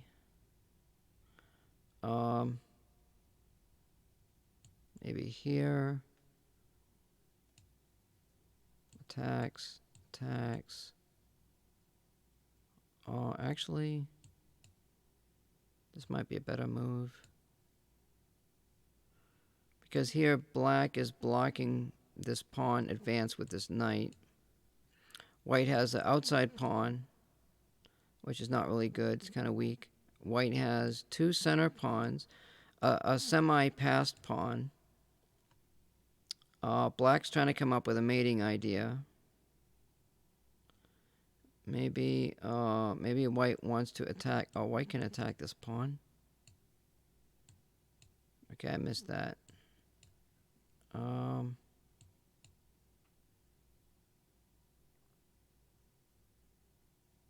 Here.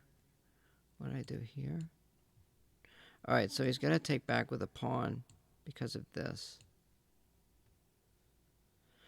Let's see. What else can white do here? Maybe just come over with... Well, the rook is protecting the king, so we could go here. And then now we can go here. I may have made a mistake earlier moving that knight. Alright, so we're gonna back this up. We're gonna back this up again. Okay, yeah, hey, thanks for watching. Yeah, I was just gonna show you like if this knight was gone. Let's say if I move this knight, right? And then move the queen up here. And white doesn't know what he's doing. Doesn't know what's going on. Mate. Oh, I got mated. Ah, I didn't see that. So yeah, you know, you can put all your emphasis on one side of the board, and the next thing you know, you're gonzo. Thanks for hanging out. Do appreciate the follow and everything. I'm just about done. And yeah, thanks for asking questions and stuff. It was fun.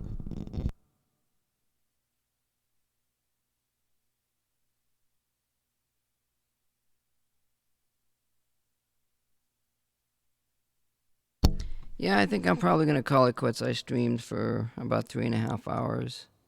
That's about streaming time enough for anybody. I just want to see if I got a message. I don't see any messages. And I was looking to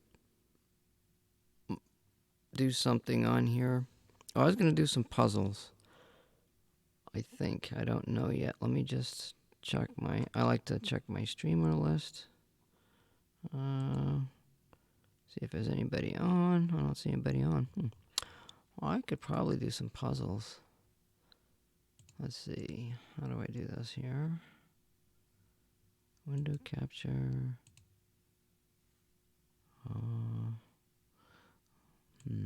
That's huge.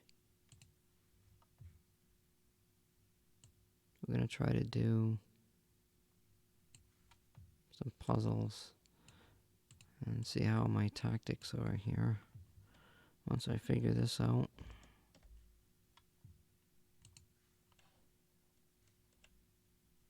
Wait, how come?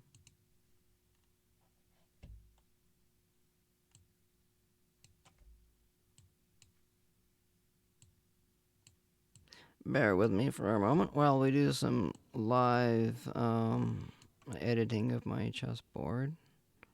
I'm going to try to do some chess puzzles here.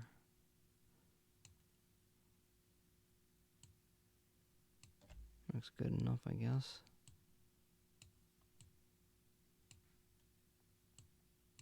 So this is chess.com, and we're going to try some puzzles here. See what happens. Puzzles, Puzzle Rush. Train with more than 150,000 puzzles. Race against the clock, 3 strikes and you're out. Rush against another player and win. Let's see what the daily puzzle is. Oh crap! No, wait a minute. This looks different, doesn't it? Maybe that's why. What does the regular puzzle rush thing look like?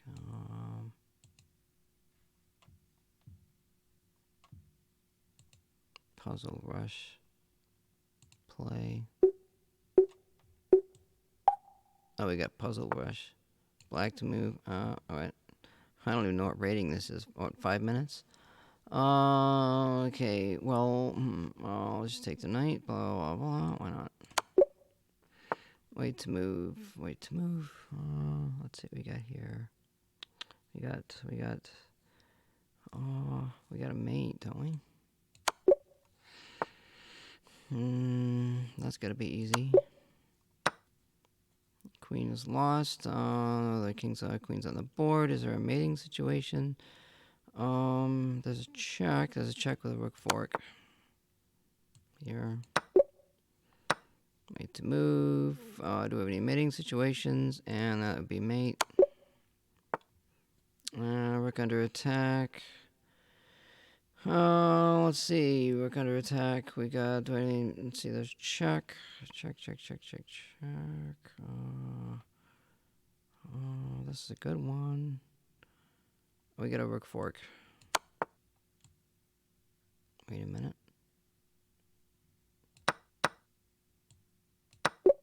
Okay, wait to move. Attacks on the queen. Checks on. I got nothing there. We could take that pawn, attack the queen. There's no takes. There's a check. That looks easier, but that brings back the knight. I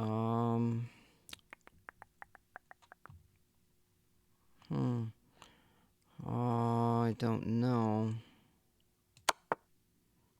Oh, we've got that. Yep, that's very typical.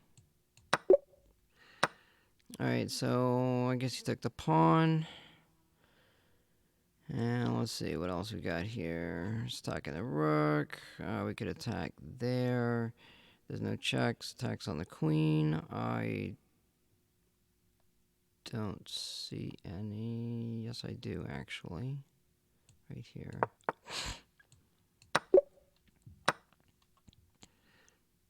I'm not sure what the last move was. It goes there. Wait to move. Wait to move. Wait to move. Wait a minute. It's blacks to win. Black to win. We have a check. Is there a fork? Why not just take the bishop? Taking the bishop can't be right. Does a check. Oh, wait a minute. Isn't that mate? Okay, we got check. Got check. Check. Has to be. And the next move is going to be. Rook's under attack right here. I didn't see the continuation of that. There's a check there with attack on the rook.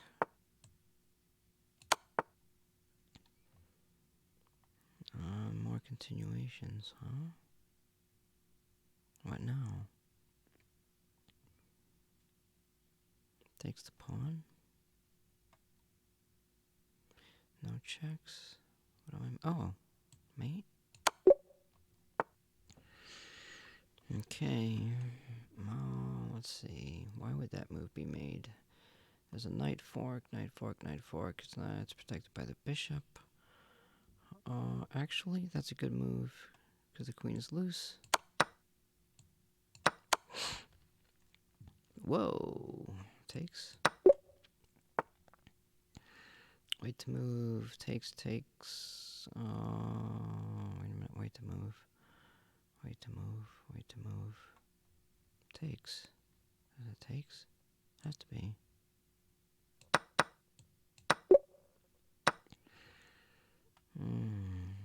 Okay, where's the king? King is over there. We have check. Check with mate. No, that's a take. Have to be here.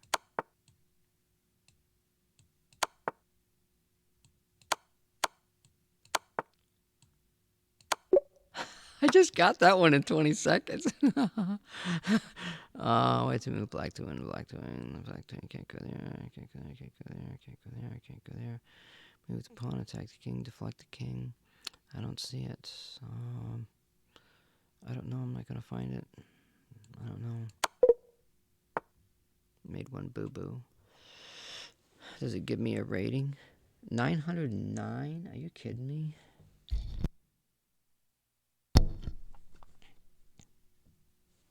Highest solved. My rating is 806 for solving puzzles. Average time per puzzle 18 seconds. That's not too shabby. Let's see what else they got here for puzzle shit. My puzzle game is very obscure. Puzzle bears. What's survival? Oh, is this playing against somebody else? I have no idea. Let's see, we got check, check, check, check, check, check. That's a mate.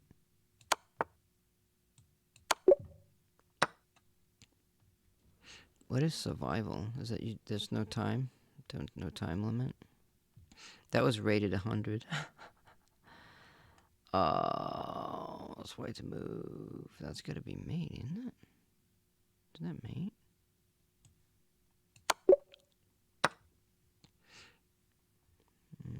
Bishop takes, check. There's a check there first. The king could go there. Has to be. Why isn't it taking the rook? Check is not going to do it. I can't even go down there.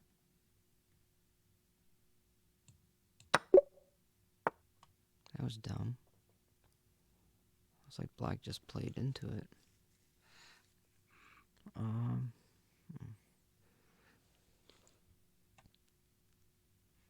There could be a mate right there. Forced trade. Passed pawns. There's a check way over here.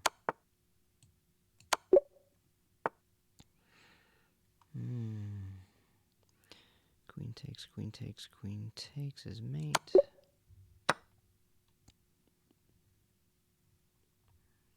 Queen captures, queen captures. Mating, there's a check, check, check, check, check, mate, mate. I don't know exactly what's happening there.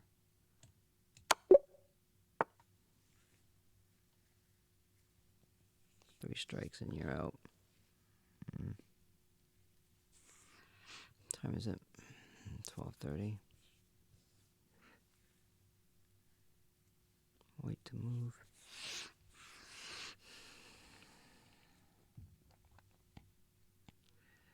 Wait to move, wait to move. There's a fork there. Check, but that takes. And there's another fork there. So we're taking the defender.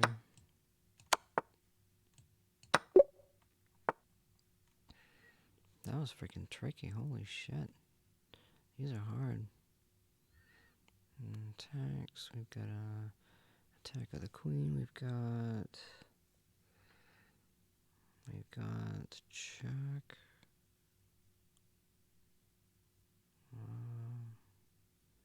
There's a check there.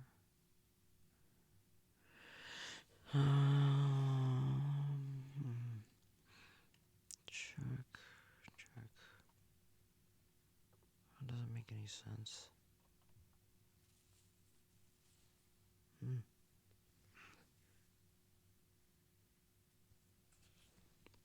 So these people are coming on here helping other people trying to figure out the moves and they're getting credit for it? Huh. That's crazy. I'm not sure what this one is. I see a check.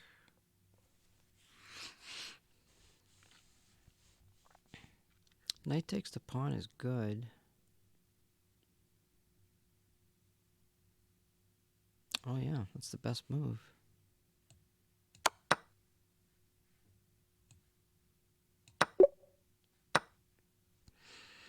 Alright, queen under attack. King is mildly exposed. Well, he can't do anything there. There's a bishop there. There's pawn.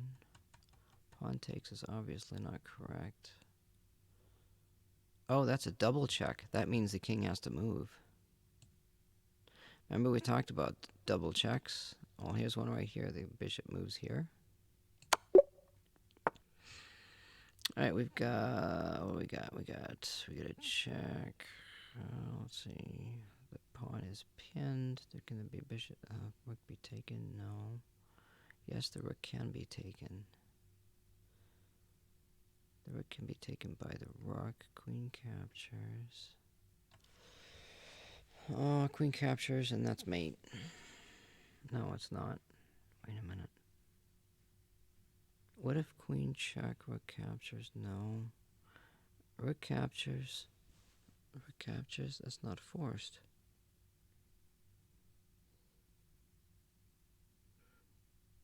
Oh, there's a pin there. If I move there, rook takes, bishop takes. Oh, wait a minute. Wait a minute. Take the rook. Take the rook with the rook. Queen takes. I can't believe this puzzle's rated 621. That's a lot higher than that. There's a check there. If rook takes, queen takes, and there's a check. Queen can block. Oh.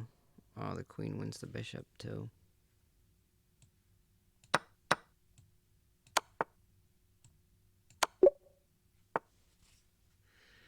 That was hard. That was freaking hard. Come on, are you kidding me?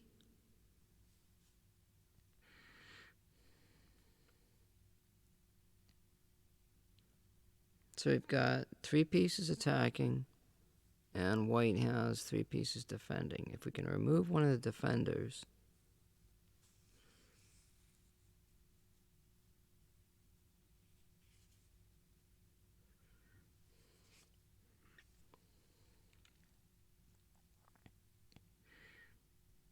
This is interesting, because one of the defenders is a queen. Takes, takes, takes, takes. No, it doesn't work, because everything gets lost. Takes, queen takes, takes queen. Oh, wait a minute. Hold a fort here. There's a bishop here. Interesting. I think this is the correct move. There's a pin. But it doesn't work, though.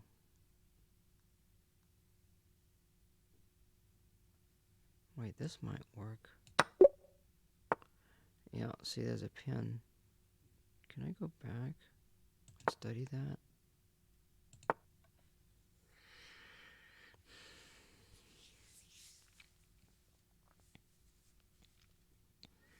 So now we've got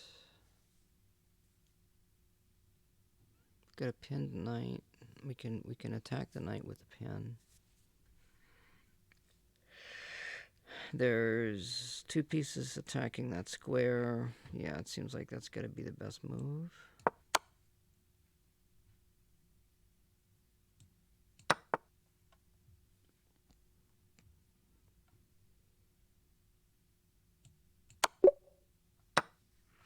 See, that's material gain. Let's see. Well, a check is obvious there. Oh, wait. What's wrong with this move here?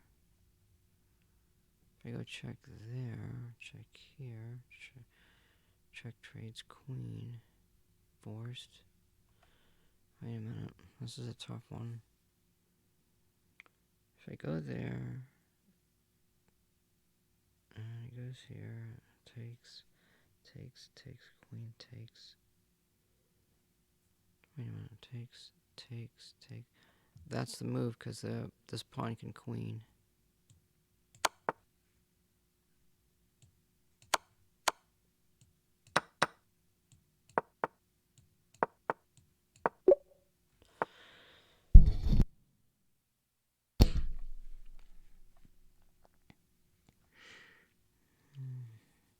I had to do a separate stream on puzzles, but all right. So we got rook moves. Rook's attacking. 2 pieces attacking and square. Plenty of pieces defending. Possible fork. There's a forced check. Wait a minute here. Check. Moves. Takes. Wait a minute. I'm not seeing it. Oh, there's a bishop there too. Check. Yep, there's a bishop there. It's a rook sack.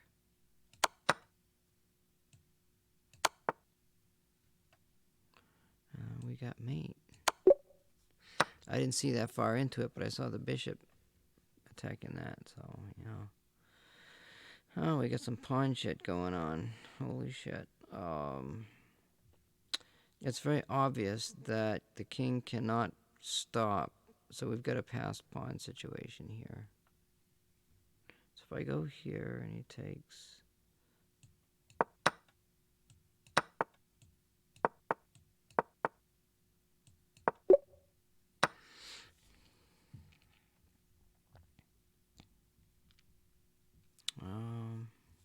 Starts attacking a rook.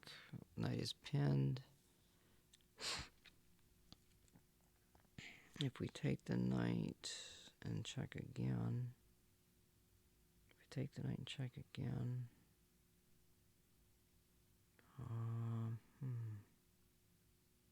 Holy shit, this is like impossible here.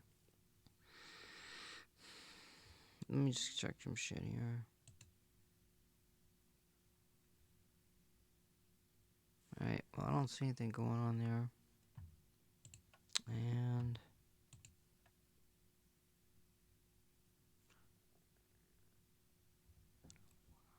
what the hell is that?